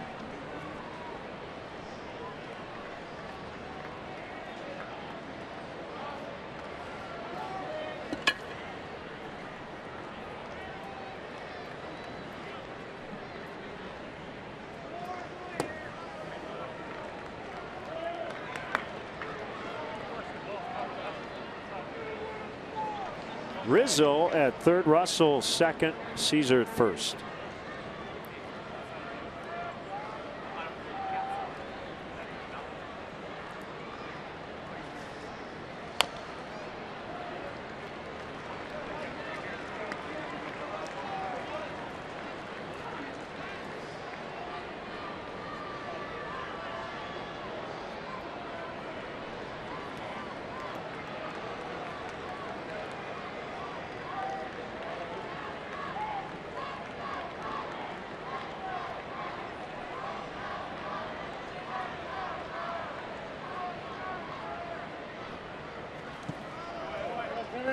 Still very early, but would it be worth asking David Ross at some point, if you continue to have the year you're having, would you have second thoughts? I mean, he's had a bit of a renaissance this year. I mean, yeah, but I'm guessing, you know. Yeah, I'm guessing the answer will be I think no. his idea to retire is not tied to performance. Right. I think it just feels like it's time to move on. Down the line, fair ball. Are you sure about that, JD? Rizzo's in. Russell scores. Caesar's going to hold at third. 2-run single, 5-1.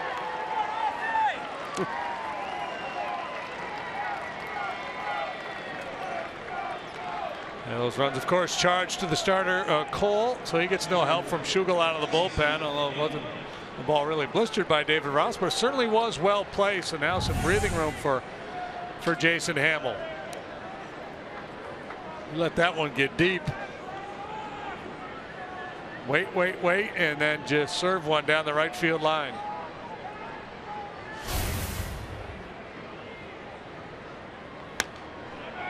So Hamill now with a 4-run advantage. No, I think you're right. I don't think what happens this year in terms of his performance will affect that decision before the season to hang it up. In fact, it might make it even better. Go out on top. His goal is to win a World Series as a Cub and then walk off in glory.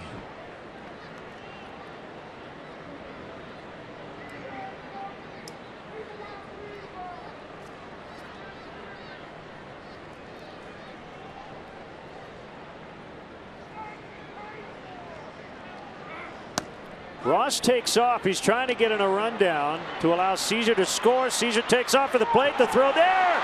Gets over the head of the catcher, Cervelli, and a run is in, and Ross gets second. 6-1.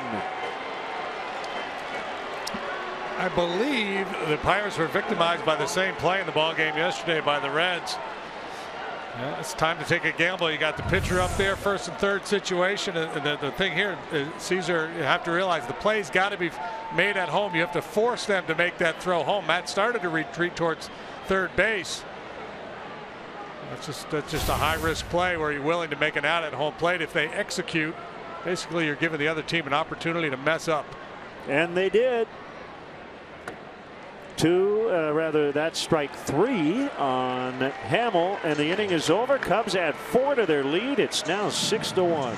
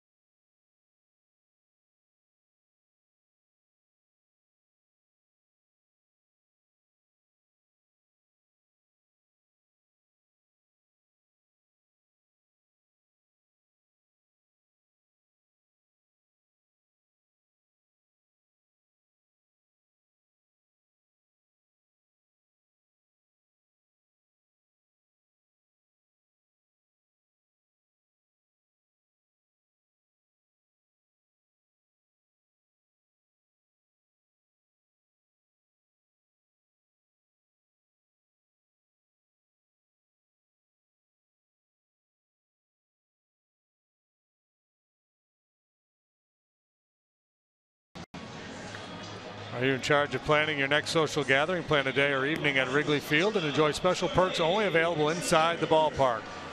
The Cubs offer special ticket packages for groups of 15 or more. Visit Cubs.com/groups.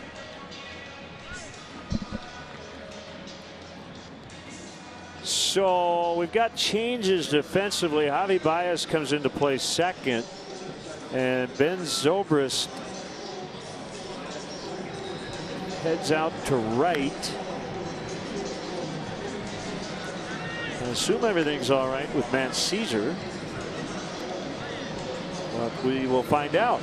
By the way, they did give Matt a stolen base of home. An error on Harrison allowing Ross to get to second.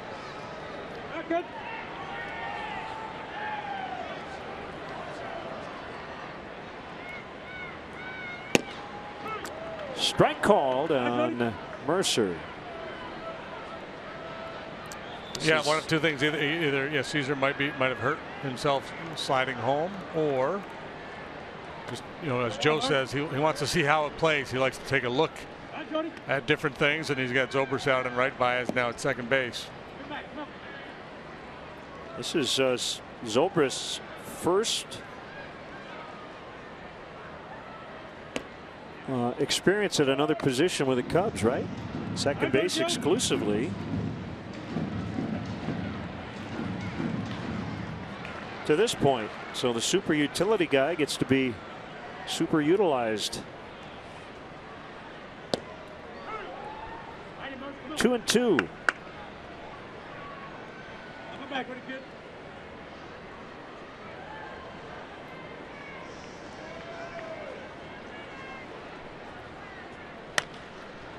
And he heads over toward the foul line, and the ball is on a play. That might be part of it too, just to get Zobrist some reps and some other positions.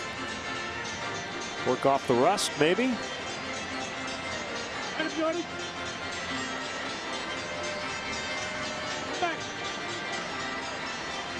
Now Caesar got hit in the ribs by that throw to first. Yeah, that might have been it. Pickoff attempt in the fourth. So maybe just barking a little bit. There's a gapper. Zobrist will cut it off and keeps Mercer to a leadoff single.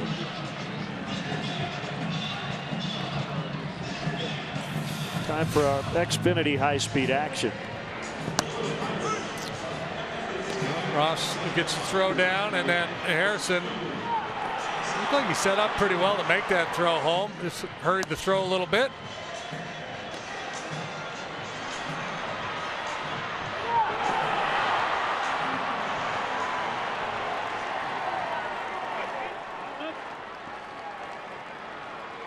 He didn't even slide at home. So if it was anything, it was getting hit in the ribs with the errant throw earlier. Jason Rogers will pinch hit for Schugel. He takes ball one. So Garrett Cole gave up 6 all earned.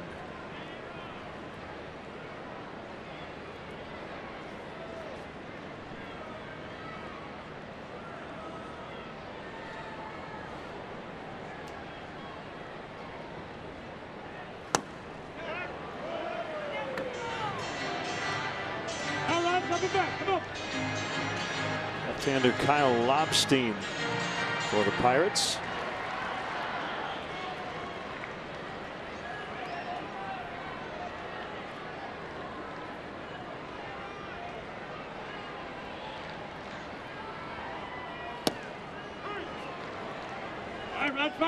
One and two.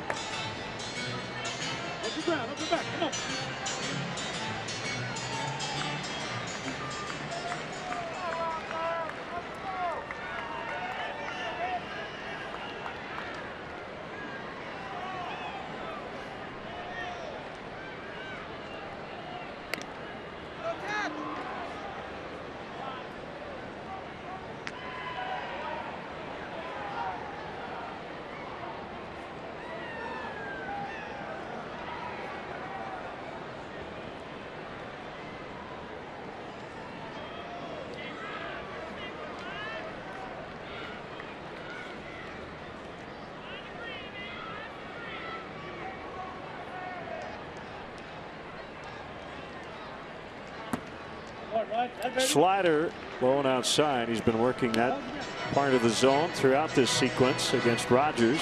We talk so much about fastball command. Hamels had outstanding slider command here tonight. He's been able to move that pitch. You know, a strike to ball slider where it starts on the plate, just runs off the corner, or he can make it a little bigger, throw it way out, see if he can get a chase. So a couple front door sliders inside corner to the right-handed hitters. Line shot foul off the bat of the former Brewer. That was the dreaded hanging slider. Made a little bit of a mistake with that one, got away with it.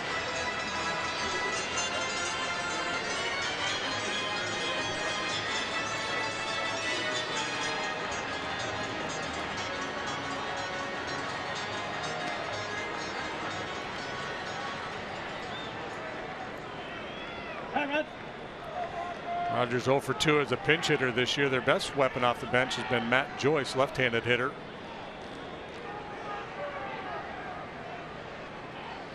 Paint.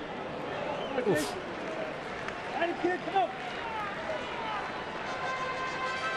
That one registering at 95. You don't see that number reached very often by Hamill. Yeah, I think we might have a little bit of a hot gun here tonight.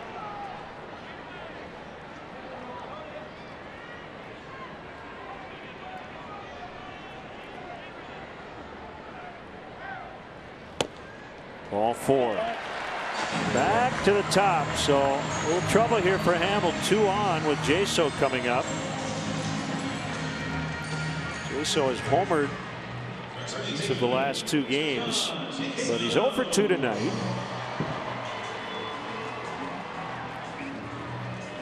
Well, Chris Bosio coming out to have a chat. This is where this game could turn. Lineup turning over. The top of the order will get their third look at Jason.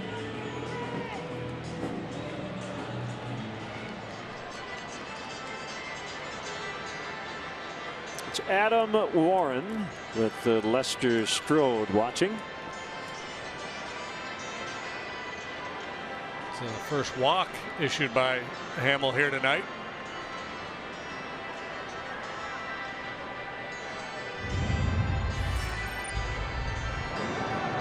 In those We Are Family Pirate uniforms, throwback Sunday unis. Wow, that is a lot to take in visually, isn't it?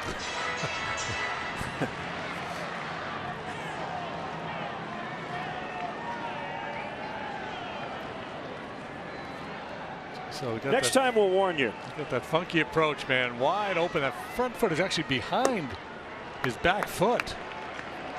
That's not just an open stance. I mean, look, it appears, well, we'll see here where that front foot goes. Not quite behind, but awfully close.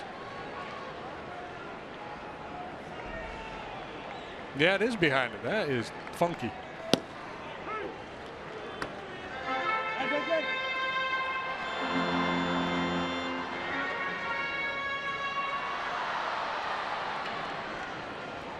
It's kind of the left-handed version of Tony Batista. Mm-hmm.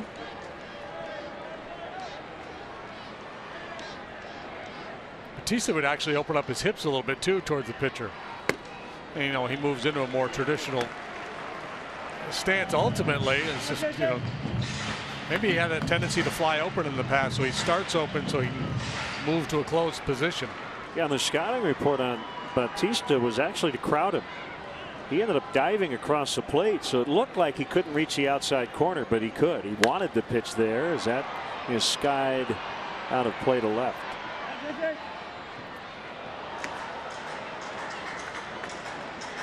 Seemed to recall Batista was kind of a diver, right? That's the way we always were taught with guys that hit out of a wide open stance to pitch them in, because they had to close up to get into a hitting position, and the feeling was if you had good action on your fastball, you could tie him up inside.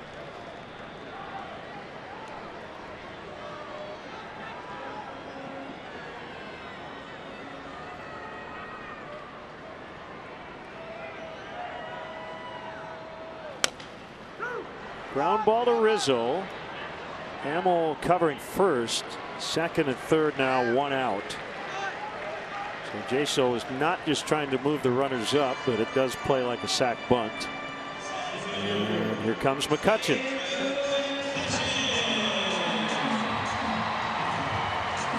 Hurdles out of the dugout. And now he's heading back in. I think they were contemplating challenging, thinking that maybe Hamill had gone through the base before he received that toss from Anthony. But they have opted not to challenge, so clearly they saw otherwise.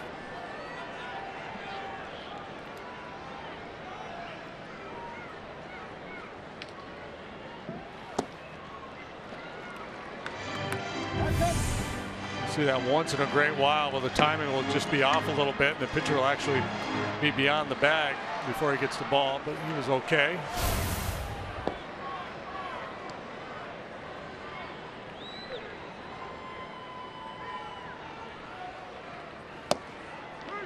A 5-run game, but a couple of men in scoring position here for McCutchen. As the Pirates trying to get back in it.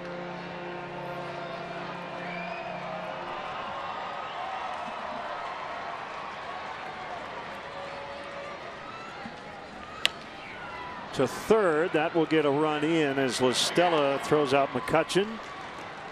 So he's knocked in both their runs. It's 6-2.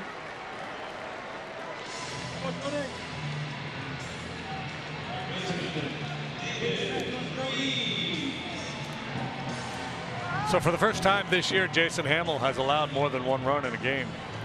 That's how good he's been.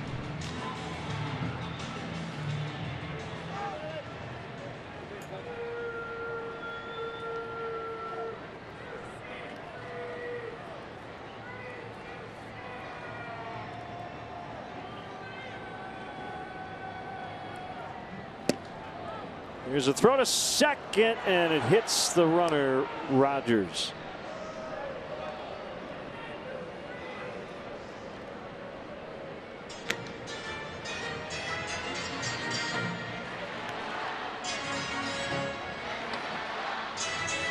homecoming of sorts for David Freese as he returns to the NL Central. He spent better part of 5 years with the Cardinals before moving on to the Angels.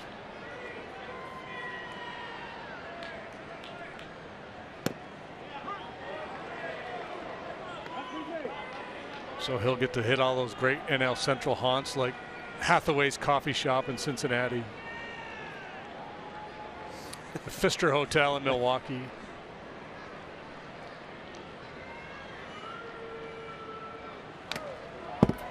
Did you see the G-Man Choi story today? I did not.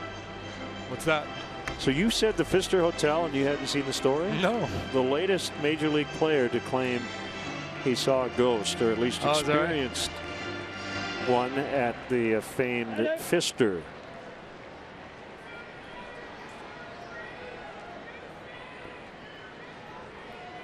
There are two different areas, two different distinct parts of that hotel. The old part of the hotel, and then they've got a newer tower.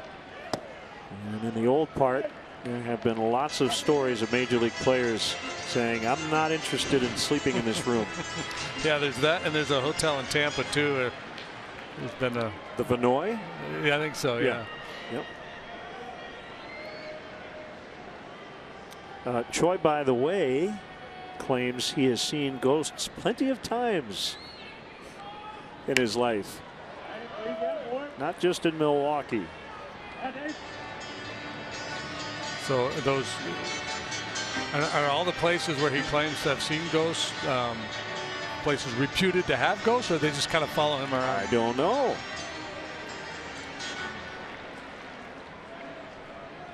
He claimed he felt a spirit in his bed while at the Pfister Hotel. Swing and a miss. Inning over. Cubs lead the Pirates 6-2 after 5. Good evening.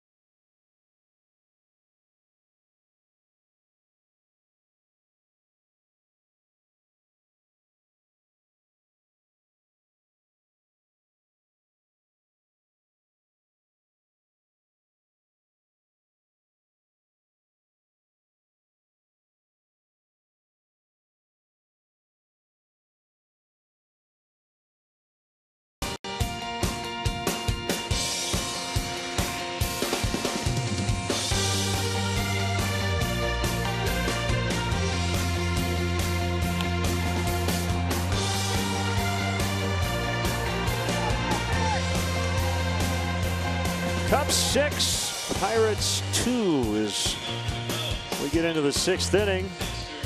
Jason Rogers stays in and plays third after pinch hitting. And left-hander Kyle Lobstein will do the pitching now. This team down 4. I've seen a finesse left-hander, 2-0, 3.71 ERA, on for the 8th time. Of course, he's a finesse lefty. His last name starts with Lob. He's from Flagstaff, Arizona. Sink piece there at 89. Curve and a change as well. Former Tiger. As Fowler batting right-handed. Fouls away. 1 ball, 1 strike. You got my mind drifting to was it Rob Schneider and the old SNL.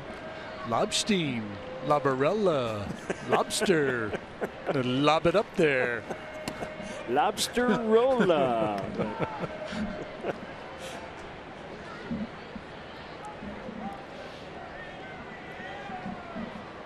He was the first pick of the 2nd round in 08 by Tampa Bay. Fair ball. Fowler's on again. 3 out of 4 times in this ball game. Yeah, he just continues to impress from both sides of the plate. Not just getting his hits, but driving the ball, hard contact, time and time again. A single walk and now a 2-base hit to get things started here in the 6th. The Cubs have just continued to apply pressure here tonight.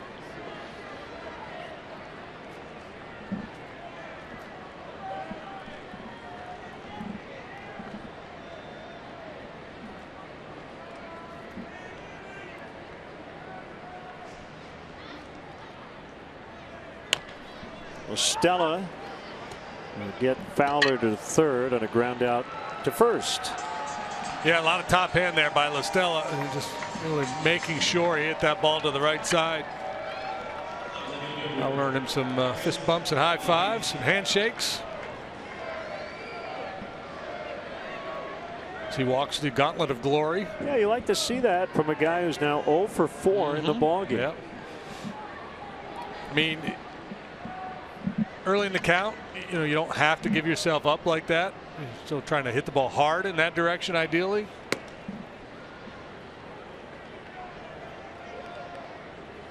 Infield pulled in. But it's just not that easy to steer the baseball. He wanted to make sure he moved Fowler along.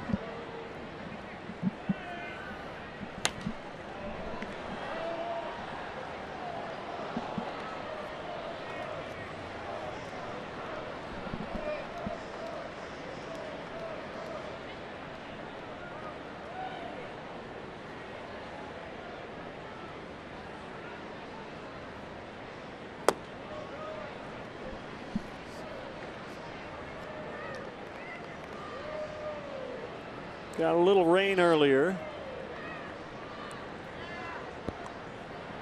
We are dry at the moment. Nothing that interrupted the festivities. Off the inside, it's 3-1. Bryant showing great patience here tonight. It's walked twice already.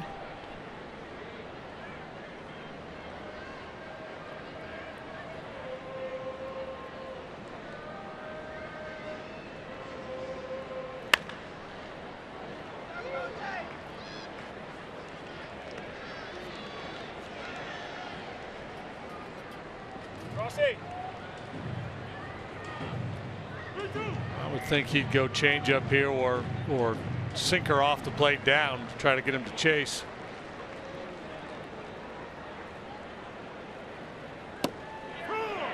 Called strike 3 for out number 2.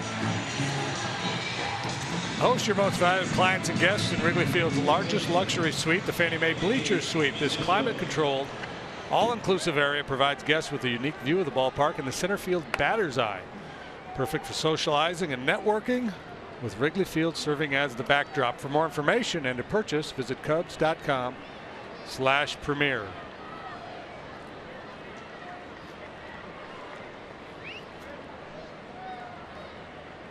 Rizzo's had a big night. 2 doubles, an RBI, 2 runs in 3 at-bats. Checking in every now and then with the Pirate outfield alignment, and for the most part they're playing just about everybody straight up, and I think it's because it's such a big expansive outfield here. McCutchen has moved a couple of steps to the pull side.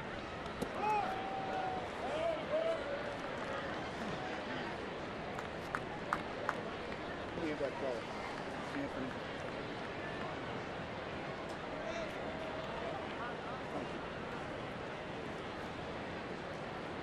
course, they've got a guy in left field in Marte who has center fielder speed, and that frees McCutcheon up a little bit. He doesn't have to worry about covering for Marte. So if you got a little sluggish left fielder, that can be an issue.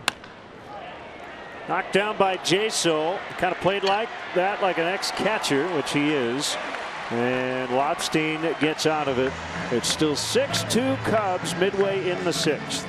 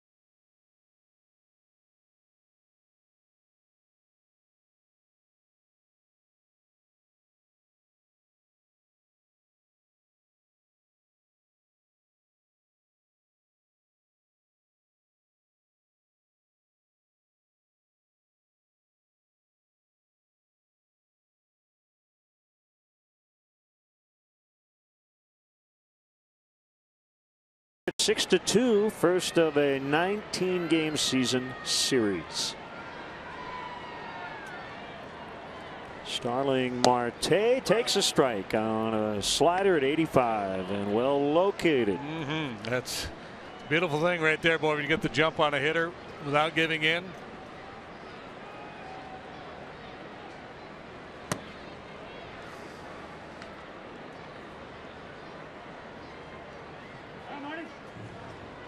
Back, kid.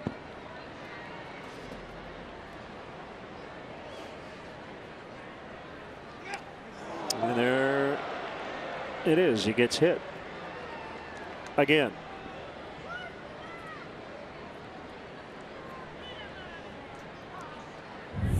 Sixth time he has been hit by a pitch this year.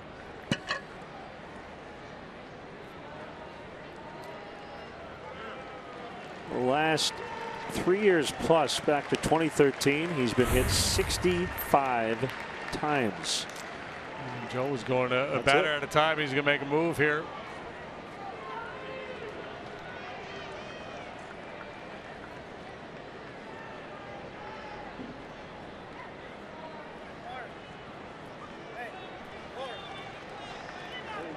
So pitching change as Hamill leaves with a 4-run lead here in the sixth, and we'll be right back.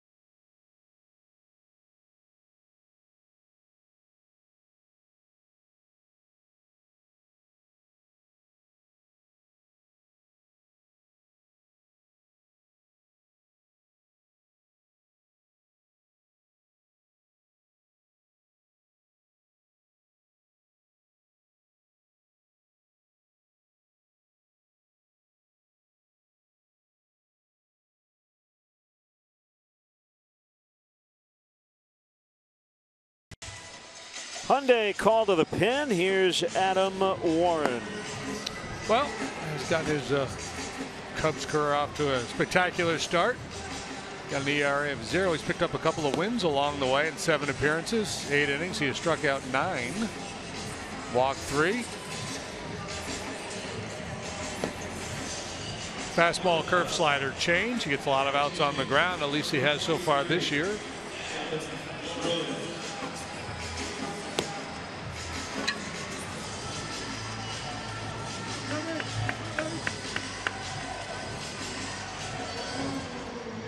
So man on, nobody out, and Francisco Cervelli will stand in at .321 against the Cubs last year, 0 for 2 tonight.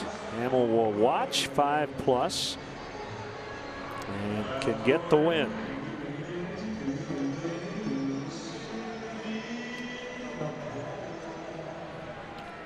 Hope Cervelli takes a little time to settle in. I wanted to hear Dean Martin sing a little more.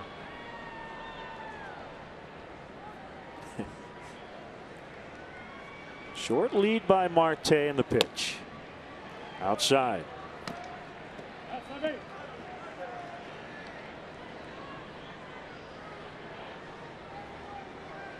These guys would have been teammates in the Bronx. Yep.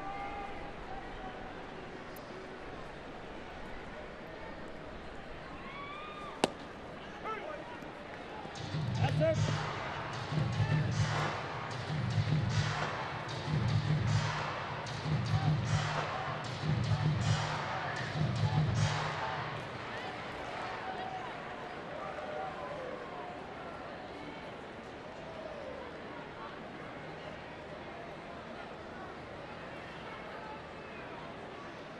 Warren's 1-1 is off the outside. That's it. Coming back, kid.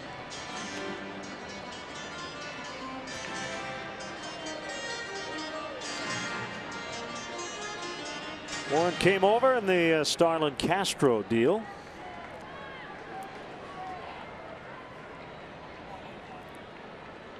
There goes Marte. And he's out. What a tag by Baez.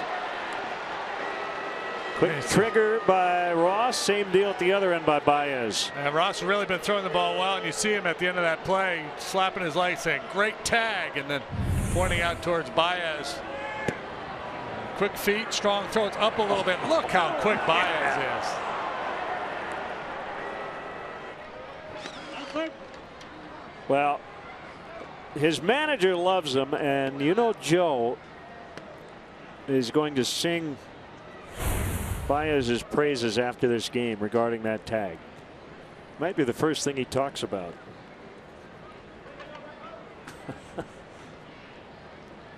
There's your 8th tool.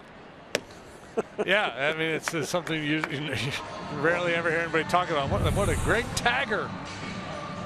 He just does everything so quickly. Talk about instincts. Amazing. But that's not just instincts. That's ability. That's just, quick twitch muscle fiber or whatever it is. Will allows him to generate that bat speed as well. So Warren walks Cervelli, but the caught stealing mitigates things quite a bit here in this inning. Now Polanco. A 3-4-5 slash line. Pretty impressive start.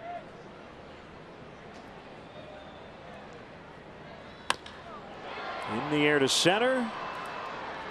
Fowler barely had to move. 2 outs.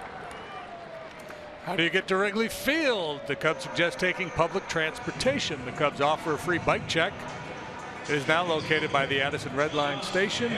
For drivers, the Cubs provide free remote parking and shuttle service on night and weekend games. For information, visit the A to Z guide at Cubs.com. Matt Caesar left because of a tight right hamstring, so not related to getting hit by that errant pickoff attempt.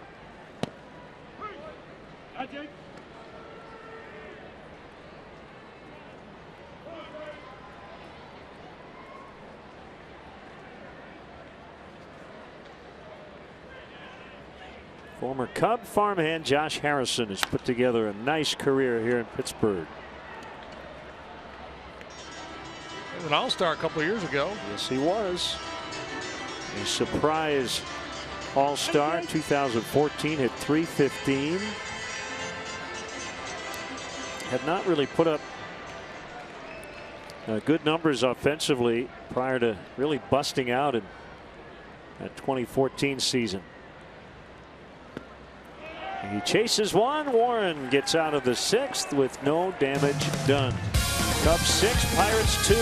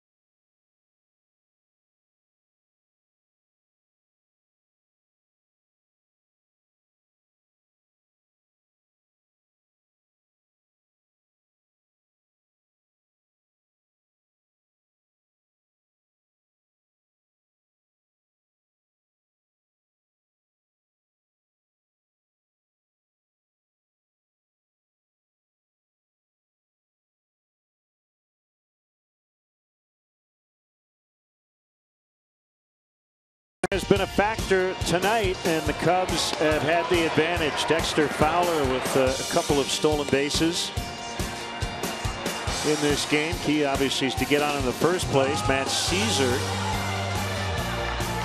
advancing on an errant pickoff attempt, and then eventually scoring as David Ross on purpose got caught in a rundown.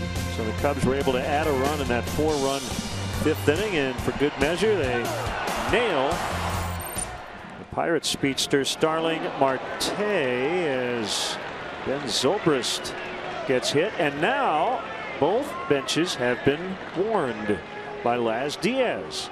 Huh. Do we think that was on purpose? You know, it looked kind of fishy. There was, you know, because if you're going to hit somebody on purpose without doing any damage, this is exactly where you throw it. You throw it at his hip, throw it at his backside. And I don't know, you know, hit him right in the, right in the buttocks. And Cubs are, yeah, they're screaming at him. Really upset. Yeah. And I think Joe's point probably has to start with this. Ben Zobrist wasn't even on the team last October. This is in response to Marte getting hit. Marte gets hit all the time, and there was no intent there. And that's what Joe is saying. Joe said, "We didn't hit your guy on. We didn't hit your guy on purpose. Don't hit my guy on purpose." Right. And Lobstein may have done that on his own without orders from anybody. He's new to the team. Maybe he's trying to earn some chops in his new clubhouse.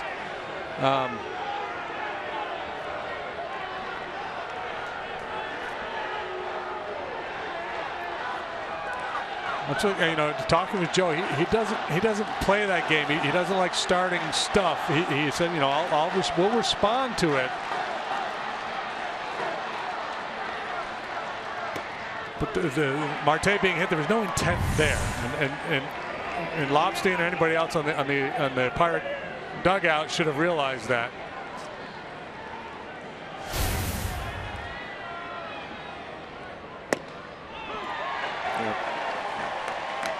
For you lip readers at home. Hopefully you could edit what you saw, but it looked like Joe was saying, I'm saying that's not right.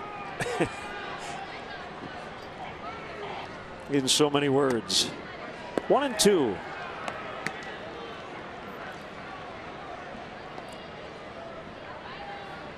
I just, man, I can't imagine it would be about Marte getting hit. He gets hit all. Yeah, but I think time. you know. Jaso in foul territory makes the grab. You know, is it possible that pitch just got away from Lobstein? Possibly. It didn't look like it.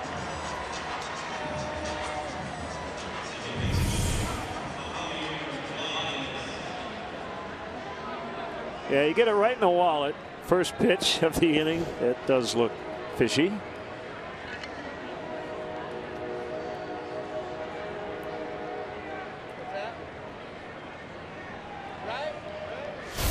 The hard part with all of this stuff is the warning usually gets issued after the one team gets a freebie. Baez swats one out into left center. Zobrist makes a turn and he is safe. That allows Baez to get to second. So a single and he advanced on the throw. Yeah, that's always a tough read for an outfielder in this ballpark.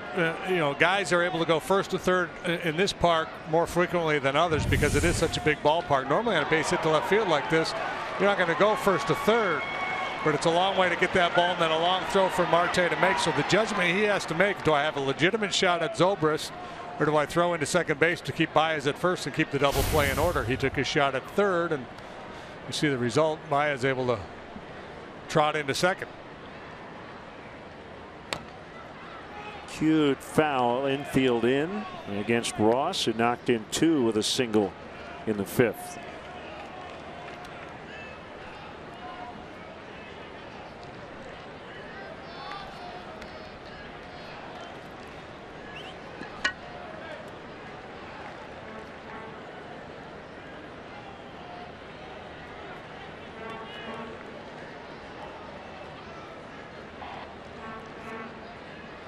Should be a fun season series, huh? Yeah, you know, a little dramatics last year in the wild card game.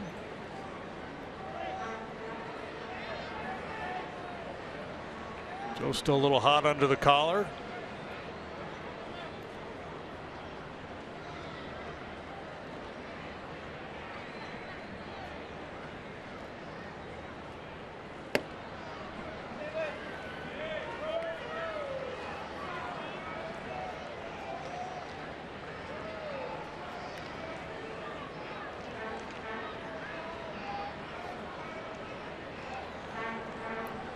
If you're reading your box score, looking at your play-by-play, you say, well, Russell got hit, then they retaliated by hitting Marte, and I don't think either one of those was intentional. Nope.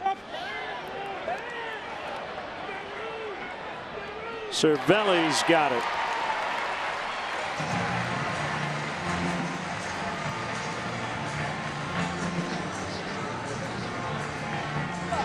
Make sure you follow In Game Live on CSNChicago.com, presented by State Farm.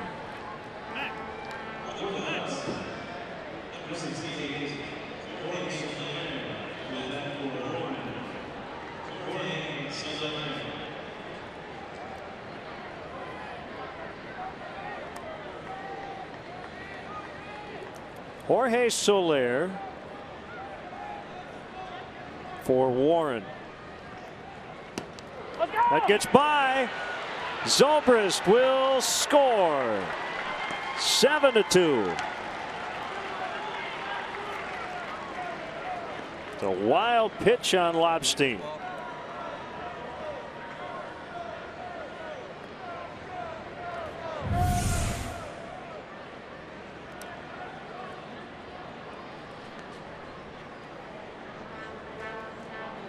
Kinds of things going wrong for the Pirates here tonight.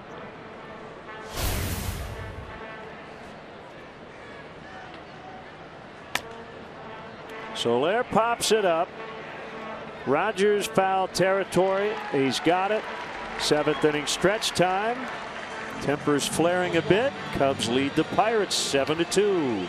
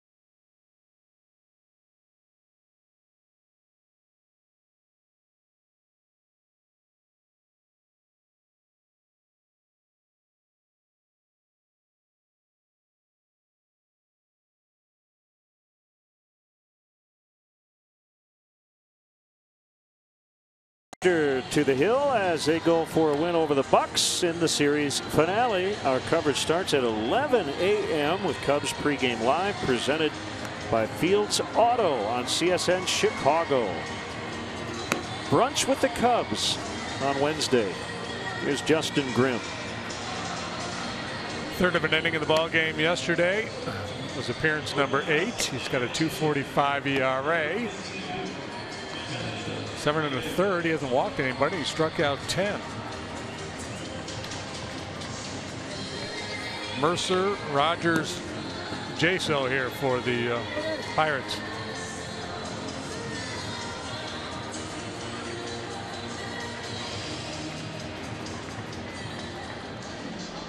Mercer's been hot. He's got 2 hits tonight. Laz Diaz, the home plate umpire, out reminding Grimm that there's been warnings issued.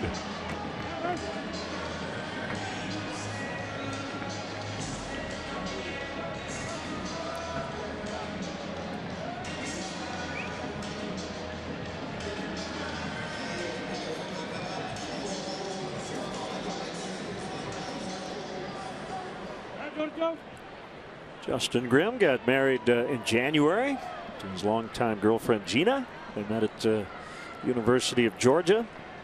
She's from Naperville, coincidentally. Should have been a strike.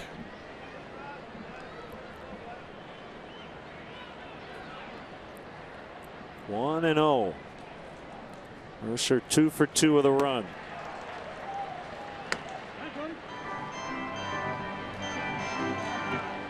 Adam Warren with a scoreless inning.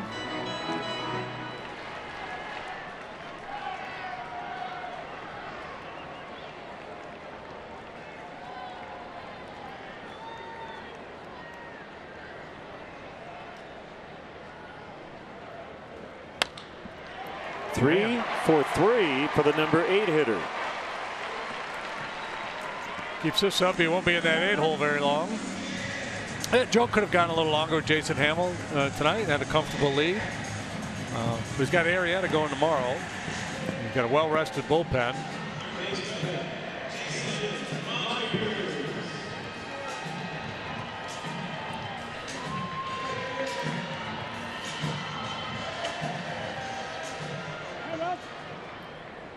Rogers pinch hit in the 5th, now playing 3rd.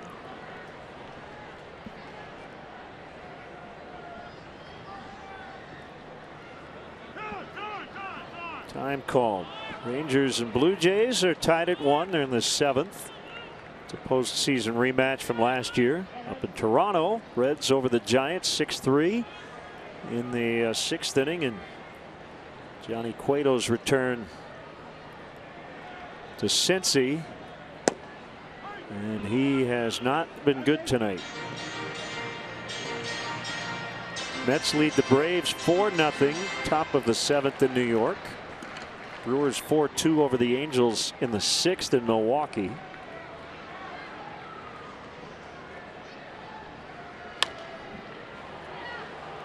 La Stella, Baez, and they turn it.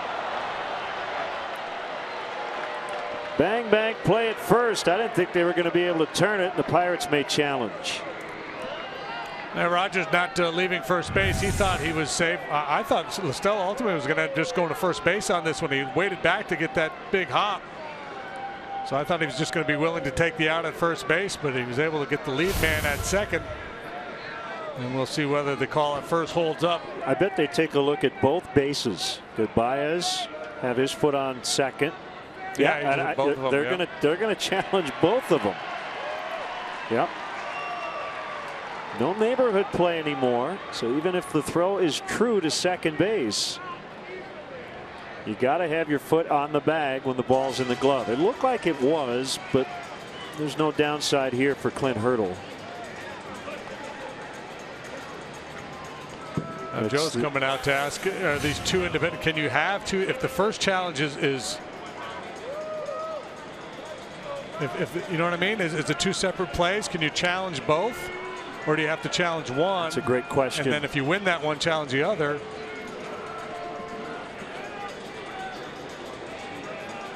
The Forsyth technology replay review. Baez has got the foot on the bag there.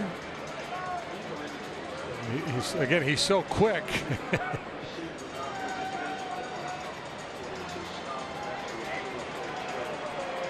I think, wow. They might be both safe.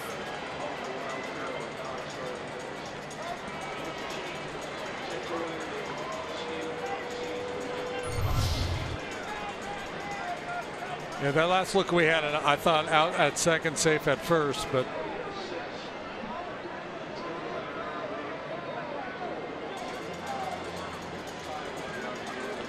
the scoring change there. Yeah. Charging Cole with only 5 earned runs now tonight. I guess on the double steal. Yeah, they're talking about the rule regarding unusual plays because Caesar did not run toward home without hesitation. They're going to give him a caught stealing. So he did not steal home. The error on Harrison allowed him to score, and that does take 1 earned run off Garrett Cole's line tonight.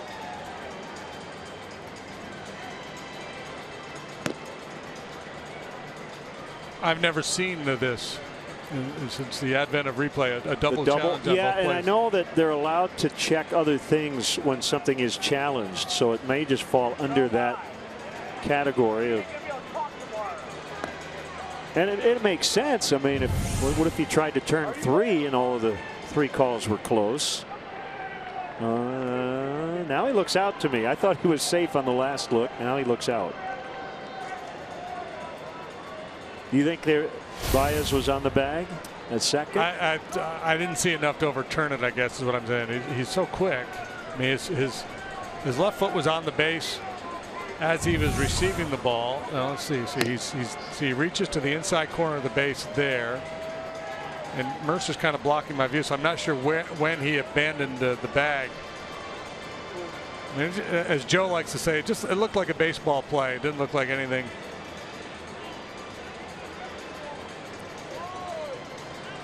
Especially with an accurate throw. If the throw was offline, pulled him off the base, it would be one thing. But that's not the call. I know, but I mean, no, I'm with you on that. Neighborhood play, usually there would be a time when a guy would just straddle the base, or be. Yeah. I mean, to me, it's such a case of splitting hairs there as to whether he had the ball and his foot. I don't know that they can determine that he had definitely left the base before he had the ball in his glove.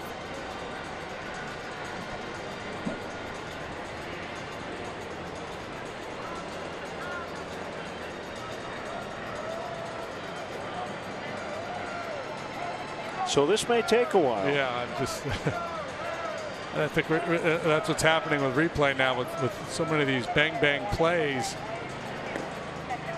and the desire to get it right, and so to look at it over and over again from so many different angles.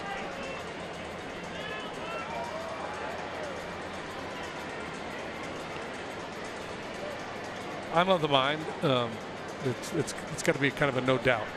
Oh yeah, we absolutely missed that one.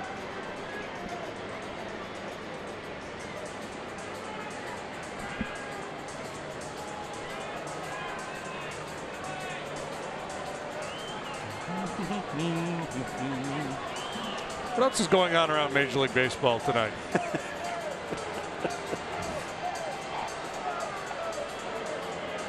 That's 4, Braves nothing. Brewers 4, Angels 2. They're in the 6th in Milwaukee. Mike Trout has hit a homer.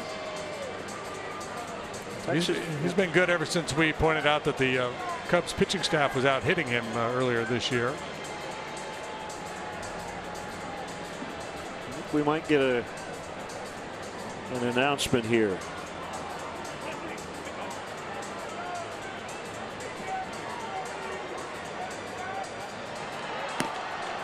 Out safe. Okay. Out at second, safe at first.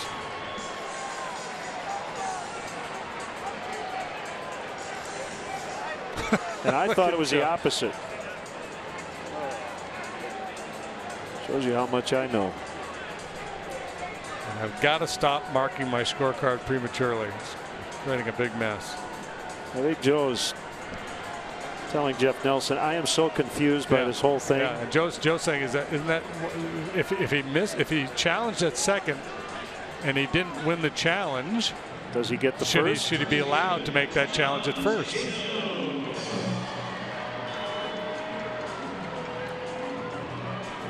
Well, theoretically, I guess the crew chief should be allowed to do that challenge because we are past the 6th inning. Well, they're going to go back for a rules clarification now. I think you're right. Yeah, about that very question. And Joe maybe lodged that challenge. Are we allowed to even review the play at first? Yep. You know, it's going to get to a point where we're going to have attorneys in the dugout. Right. So I don't even know. Did he win the challenge? He won one and lost one. Yeah. So is it a yeah. Call what? Which challenge do you want to make first? Do you want to challenge the call at second first or the one at first? Because if you don't get it right, you're going to lose your challenge. So you have to pick the challenge you feel most confident in.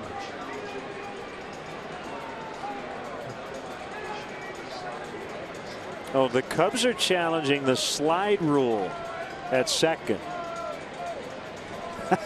Okay, so it's not a rules check. The Cubs are challenging whether that was a legal slide at second.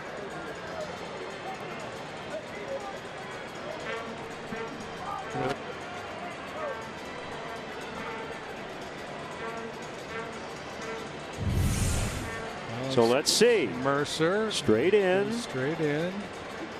Pops up. He's on the bag. I think Joe's just having fun, to tell you the truth. Yeah. Because I don't see anything here.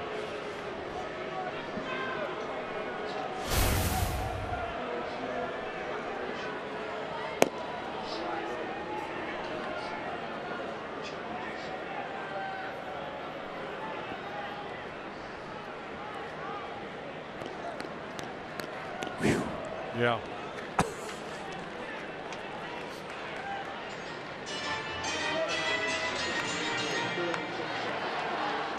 Here's John Jaso, everybody. Hey, better.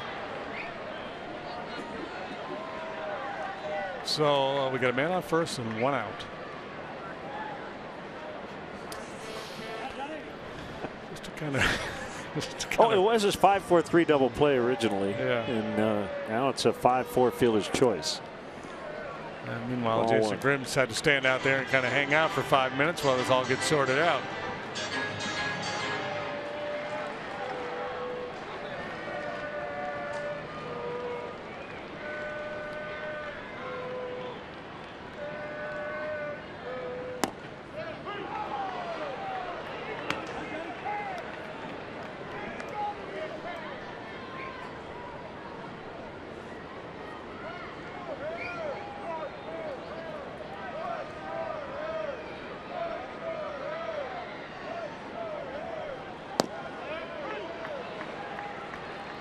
1-2.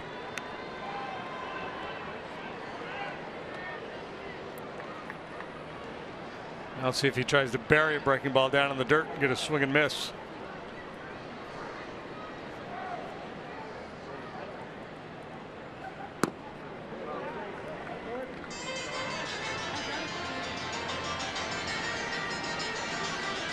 Grimm has the ability to shape his breaking ball. He gets, a little more right over the top, 12-6 break. Or he'll make it a little bit smaller if he's trying to find the zone with it. Swing and a miss. Top of the zone. 2 outs. He can do that too. Slow you down with that breaking ball and then bust 95 up above the hands.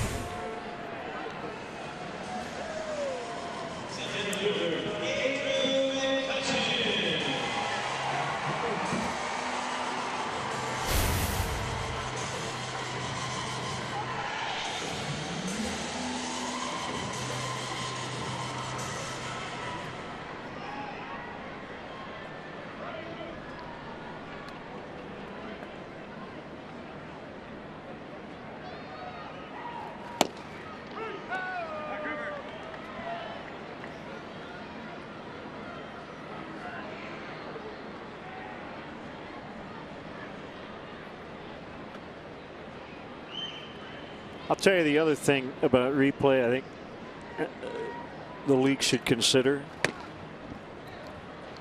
Put a 5th umpire in the press box every night. 5 monitors. Take it out of the manager's hands so it's not a strategic play. So there's if just there's a guy, something close, something, you call down, you say, down, give me 10 seconds. Let me, okay, continue.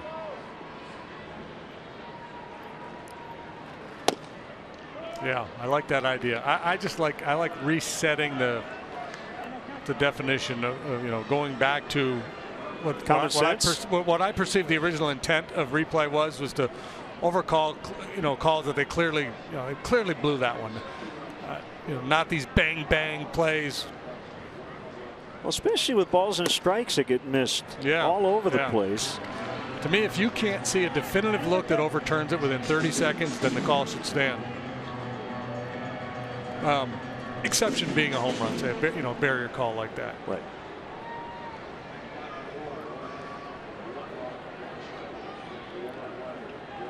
Three and 1 on McCutchen. The pitch. He tried to hit a home run and he missed it. He homered earlier to the opposite way. Swung so hard he's got to reattach all his gear there. Tighten up the elbow guard. 3 home runs in 1 game earlier this year from McCutchen.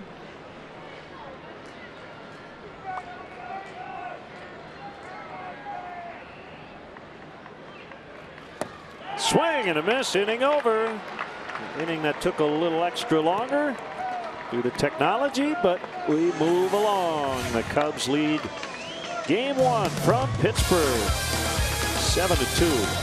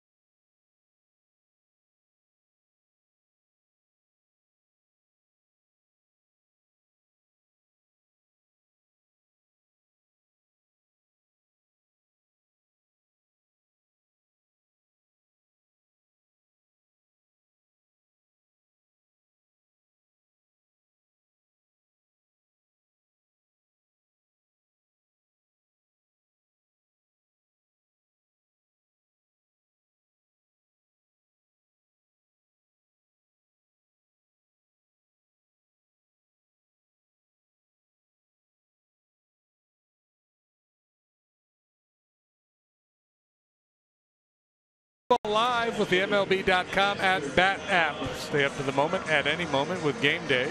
Live game video highlights, StatCast, news, and more. Download MLB.com at Bat, the #1 app for live baseball on your phone and tablet.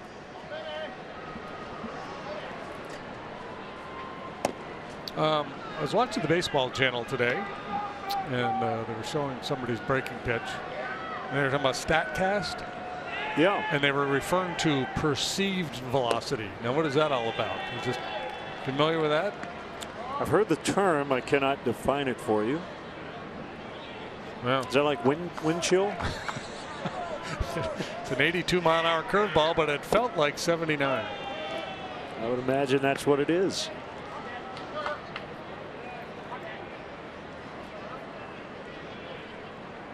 The 2-1 in on the hands of Fowler, and he fights it off. Hey, you know who's having a birthday today? Who's that? Zonk, Keith Moreland. Oh, happy birthday, Zonk.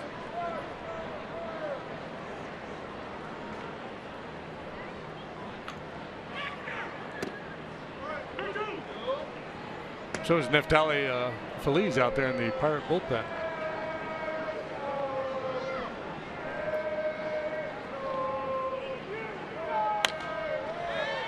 Popped up.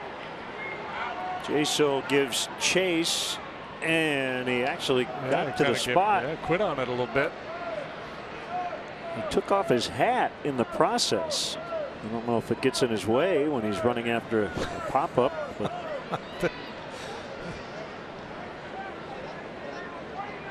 think his hair was creating a little bit of a problem, so he lost the lid. Thank you to Johnny, who just tweeted us perceived velocity, the definition. Deep center. McCutcheon to the warning track, and he puts it away. Perceived velocity, an attempt to quantify how fast a pitch appears to a hitter. You factor the velocity and the release point of the pitcher. Takes velocity one step further because a 95-mile-an-hour fastball reaches a hitter faster if the pitcher releases the ball 7 feet in front of the rubber instead of 6. That makes sense. Yeah. From MLB.com. Okay. Yeah. Maybe more information than we really need, but I guess if you can have the technology that can measure it, might as well do it, especially when it comes to fastballs. That's why some guys used to cheat and they try to pitch them in front of the rubber. Yeah, they've literally adding a foot to their fastball. Right, they've got a freeze frame of an Aroldis Chapman pitch. The velocity was 103.1, but because of his extension, the perceived velocity was 104.3, which is also a pretty good rock station.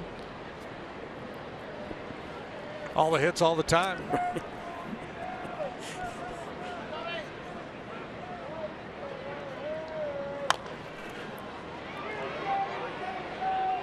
Mercer is out, and he makes the catch. I mean, ultimately, if you do perfect that stat, I think that's more valuable than the actual velocity, isn't it?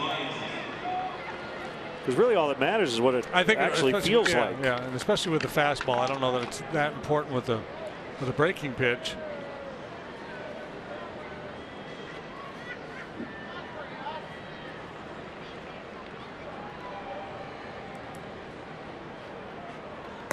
Okay, so how about next level then? A pitcher that hides the ball well, that is sneaky, and so the hitter doesn't pick it up. So there's going to be, I don't know if that's measurable. Polanco racing over, he slides, can't get it, fair ball, bounces out of play. It is a double for Chris Bryant. Third time he's been on base tonight. He has walked twice, scored in the 5th. That keeps his hitting streak alive. It's at 8 and counting, and he did it yesterday with an 8th inning RBI single. Yeah, we talked a lot about this big ballpark and all the ground outfielders have to cover, and Polanco's got a long way to go here. And he has to make a decision about whether trying to stay upright and run this ball down or leave his feet and make a sliding catch. He opts for plan B and comes up a little bit short.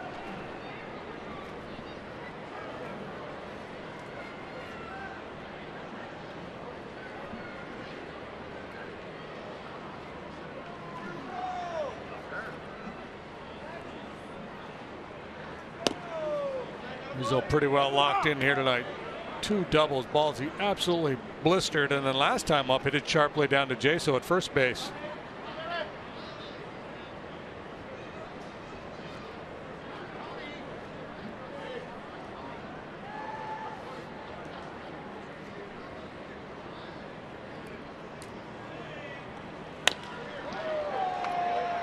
Marte will grab it. Inning over, bottom 8. Cubs lead the Bucks 7-2.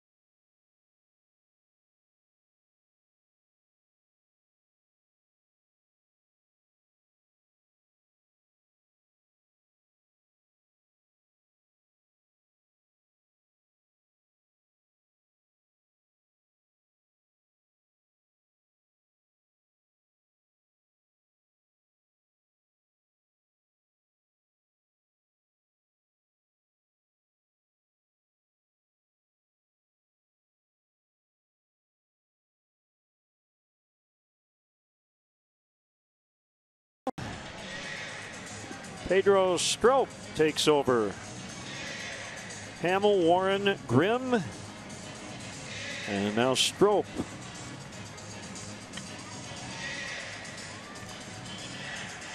Pedro, dominant stuff so far. 13 strikeouts and 9 1/3. He gets the visit from the principal. Reminded that there's a warning in place. Hey, a missed opportunity by you. We had Warren followed by Grimm. We had the Warren G combo in honor of our 7th inning stretch guest last week.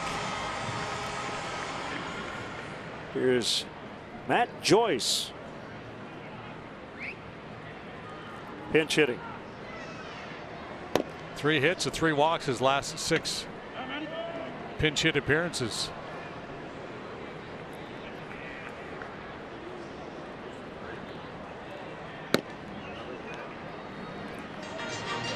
Two and 0.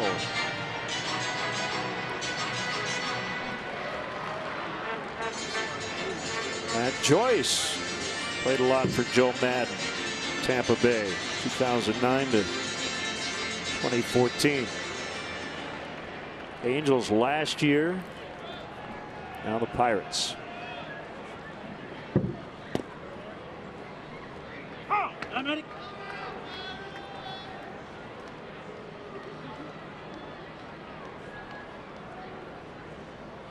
Swing and a miss. Right back in it. Good visit by David Ross. 2-2. Well, he's 12 out of his last 27. That's a .444 average. 3 home runs in that stretch too.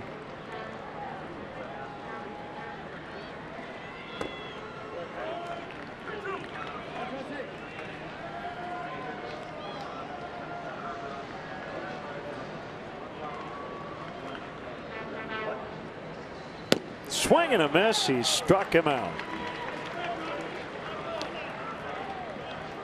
The go-to pitch for Strop is that slider.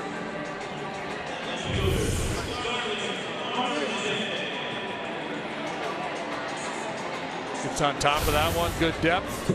Good result.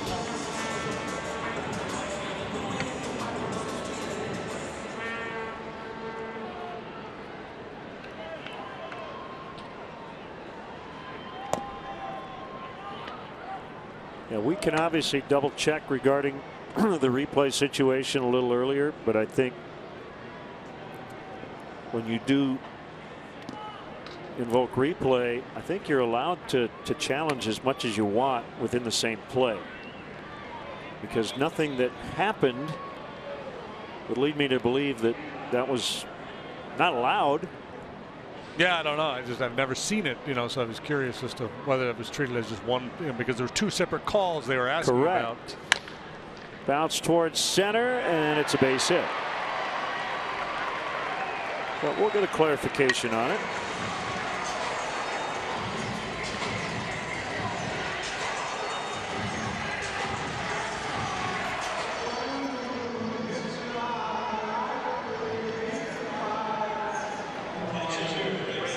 And because the call at first was overturned, Clint Hurdle does retain his challenge.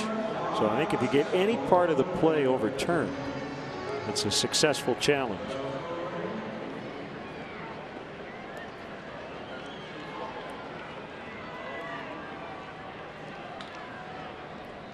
Cervelli grounds up the middle. Russell will field. Baez double play.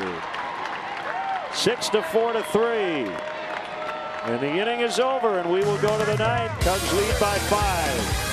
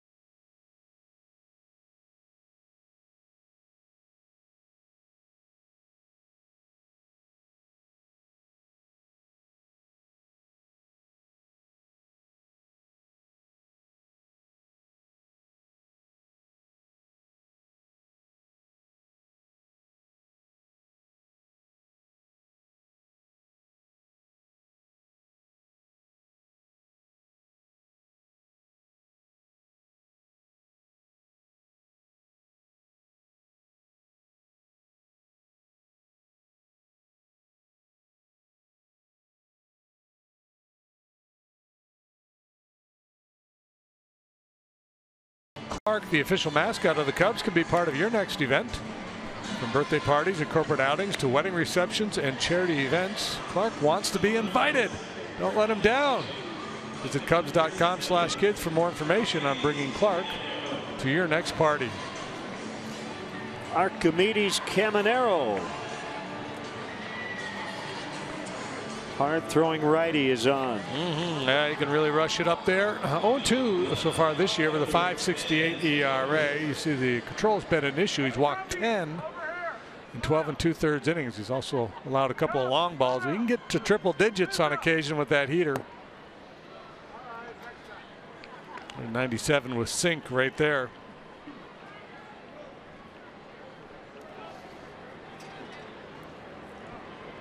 The 1-0. Zobrist fouls How about the double play in the 8th?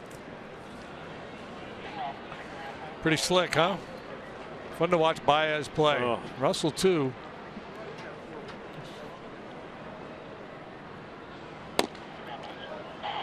Just there's a little something to Baez's game, and he's really fun to watch.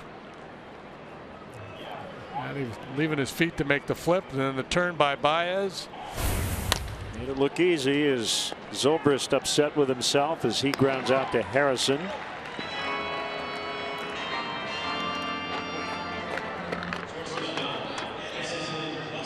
Yeah, I mean, the Cubs have their starters, and Joel feels very good about the defensive alignment around the diamond. But I think if you asked him, he feels most comfortable when Javier Baez is somewhere on the field.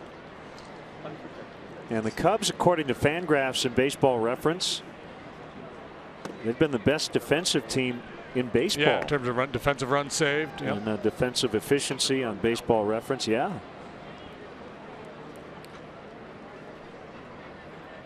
Always a balance between offense and defense, but with this team, you've got a lot of options. We've seen Chris Bryant play a lot of left field this year, especially with Kyle Schwarber having played just 2 games before the season ended.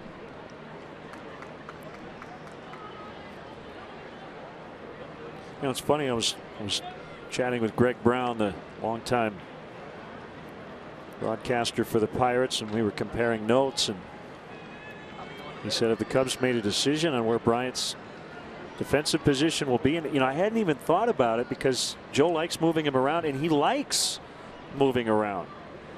So all this time and left, I don't think says anything about Bryant's work at third. It's just that versatility has really paid off. And remember when he came up, yeah, there's a lot of debate as the to whether, scouts wondered. Yeah, I think the determination has been made that he would be, if you pencil him in as your third baseman, he's fine. He's a good, solid major league third baseman. Swing and a miss, strike 3. I think the question is, on any given night, do you feel better about your club if Chris is in the outfield and Baez joins Russell on that side of the infield? And that's not a knock on Chris. It's just because Baez is so good defensively. And Chris's ability to play all over gives Joe that flexibility.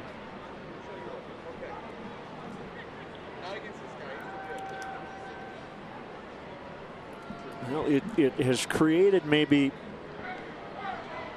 a little more urgency for Jorge Soler to get it going, and the Cubs are going to give him every opportunity to get a lot of playing time. But yeah, they do have other options right now, so you know it is a meritocracy.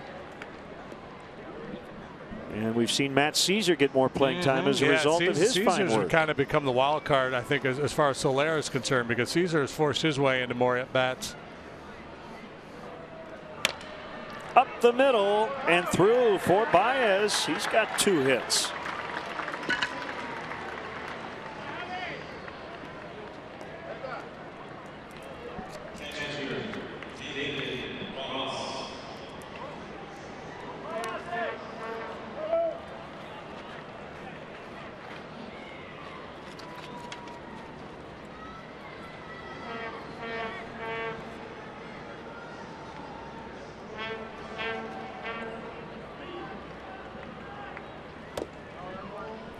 Ball 1 on David Ross.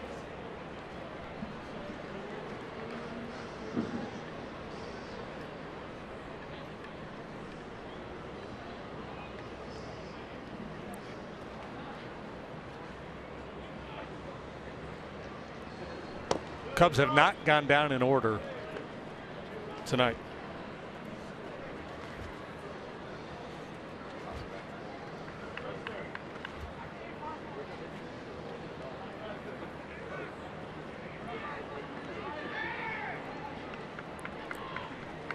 Major League best. The Pirates have only done it once.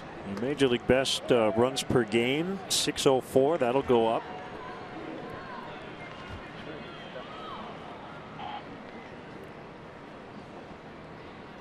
Matt Adams is homered for the Cardinals, and they now lead the Phillies in St. Louis. 4-3 in the 6th.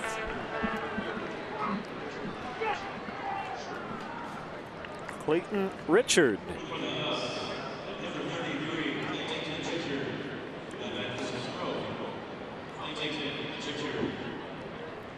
So is he going to hit, not pitch? Travis Wood up in the bullpen. Yeah. How about using a relief pitcher to pinch hit and not pitch? When's the last time you saw that? I guarantee the Cubs are going to lead the league in pitcher pinch hit appearances. But usually it's a starter. Yeah. In a 9-inning game, you never see this. But it's Joe Maddon's team. And when we were in Pittsburgh early last year, he had Travis Wood pinch run for Anthony Rizzo. And if the Cubs had tied the game late, Wood would have had to play the outfield.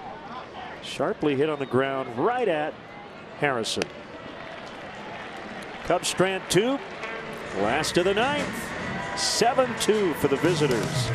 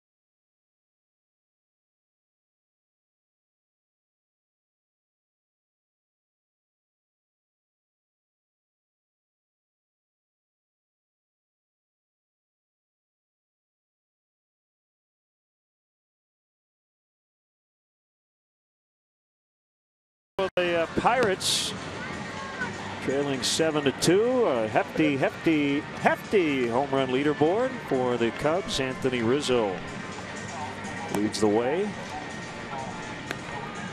Remember Jonathan Winters doing the hefty commercials back in the day? Yeah. Hefty. Here is Travis Wood. Wood on for the 12th time. He has pitched to a 2.84 ERA. Only 6 1/3 innings of work in 11 appearances. A win here would make Jason Hamill 4-0. Drop Garrett Cole to 2-3.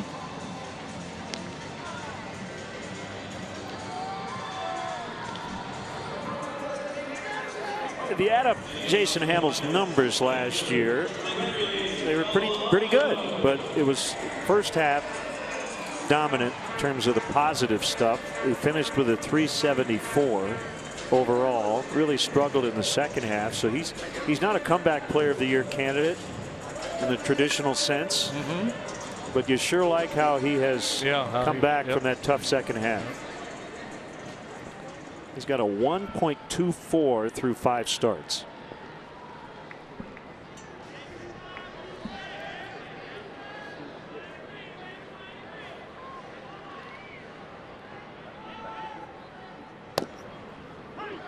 Cutter on the outside corner.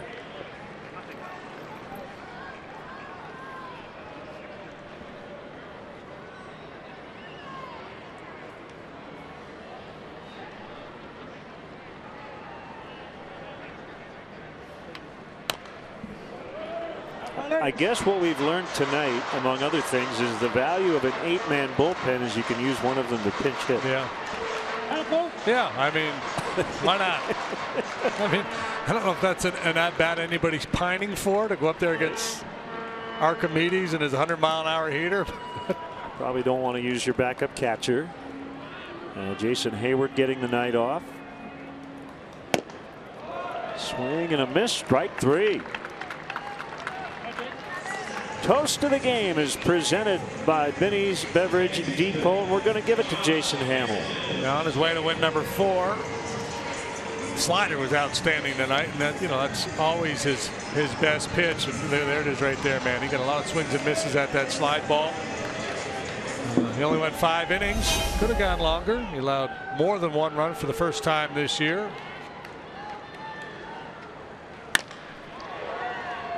Knocked down. Baez has time. 2 gone.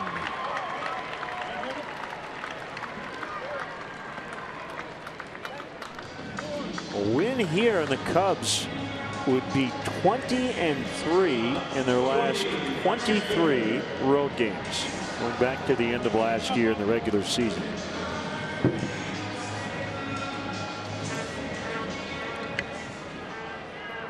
They've got Jake Arrieta on the mound tomorrow night. It's a lot of pressure on the other team, doesn't it? When you know Arrieta's pitching the next day.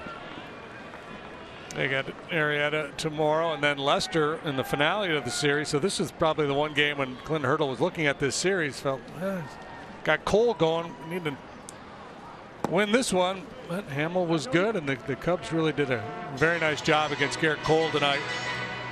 Made him work awfully hard. He did not make it out of the 5th inning through 105 pitches.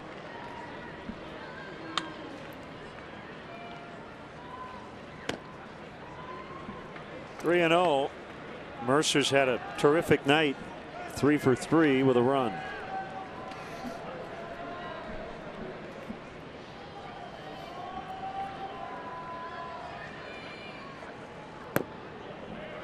Four-pitch walk.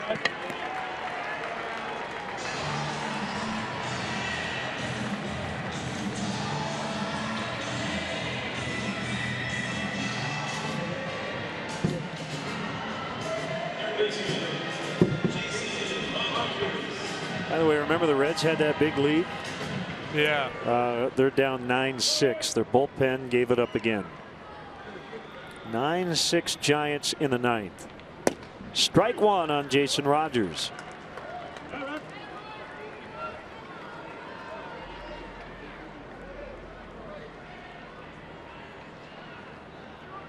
Mets beat the Braves, final 4-1.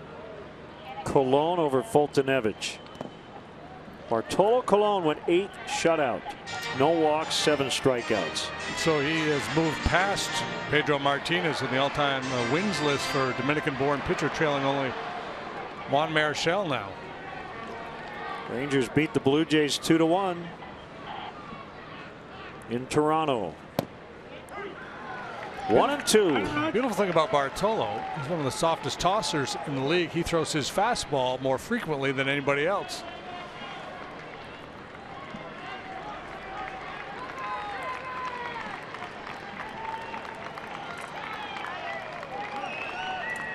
Okay.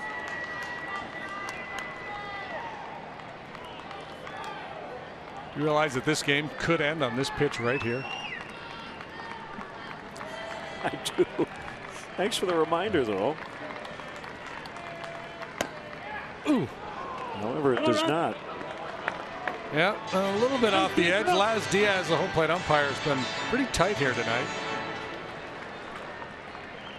I'm not saying he should have called that one a strike, but there were a number in the zone that he called balls this evening. There you go. Game ends on that pitch. Cubs win as Rogers strikes out. Cubs win, and they have won 75% of their games. 18 out of 24. Off to a terrific start. And you like how they started this season series against one of their main rivals. Yeah, up against Garrett Cole, the ace of the Pirates, and a guy who has had the Cubs number. He brought a 7-1 record with a 2.88 ERA against the Cubs into this game.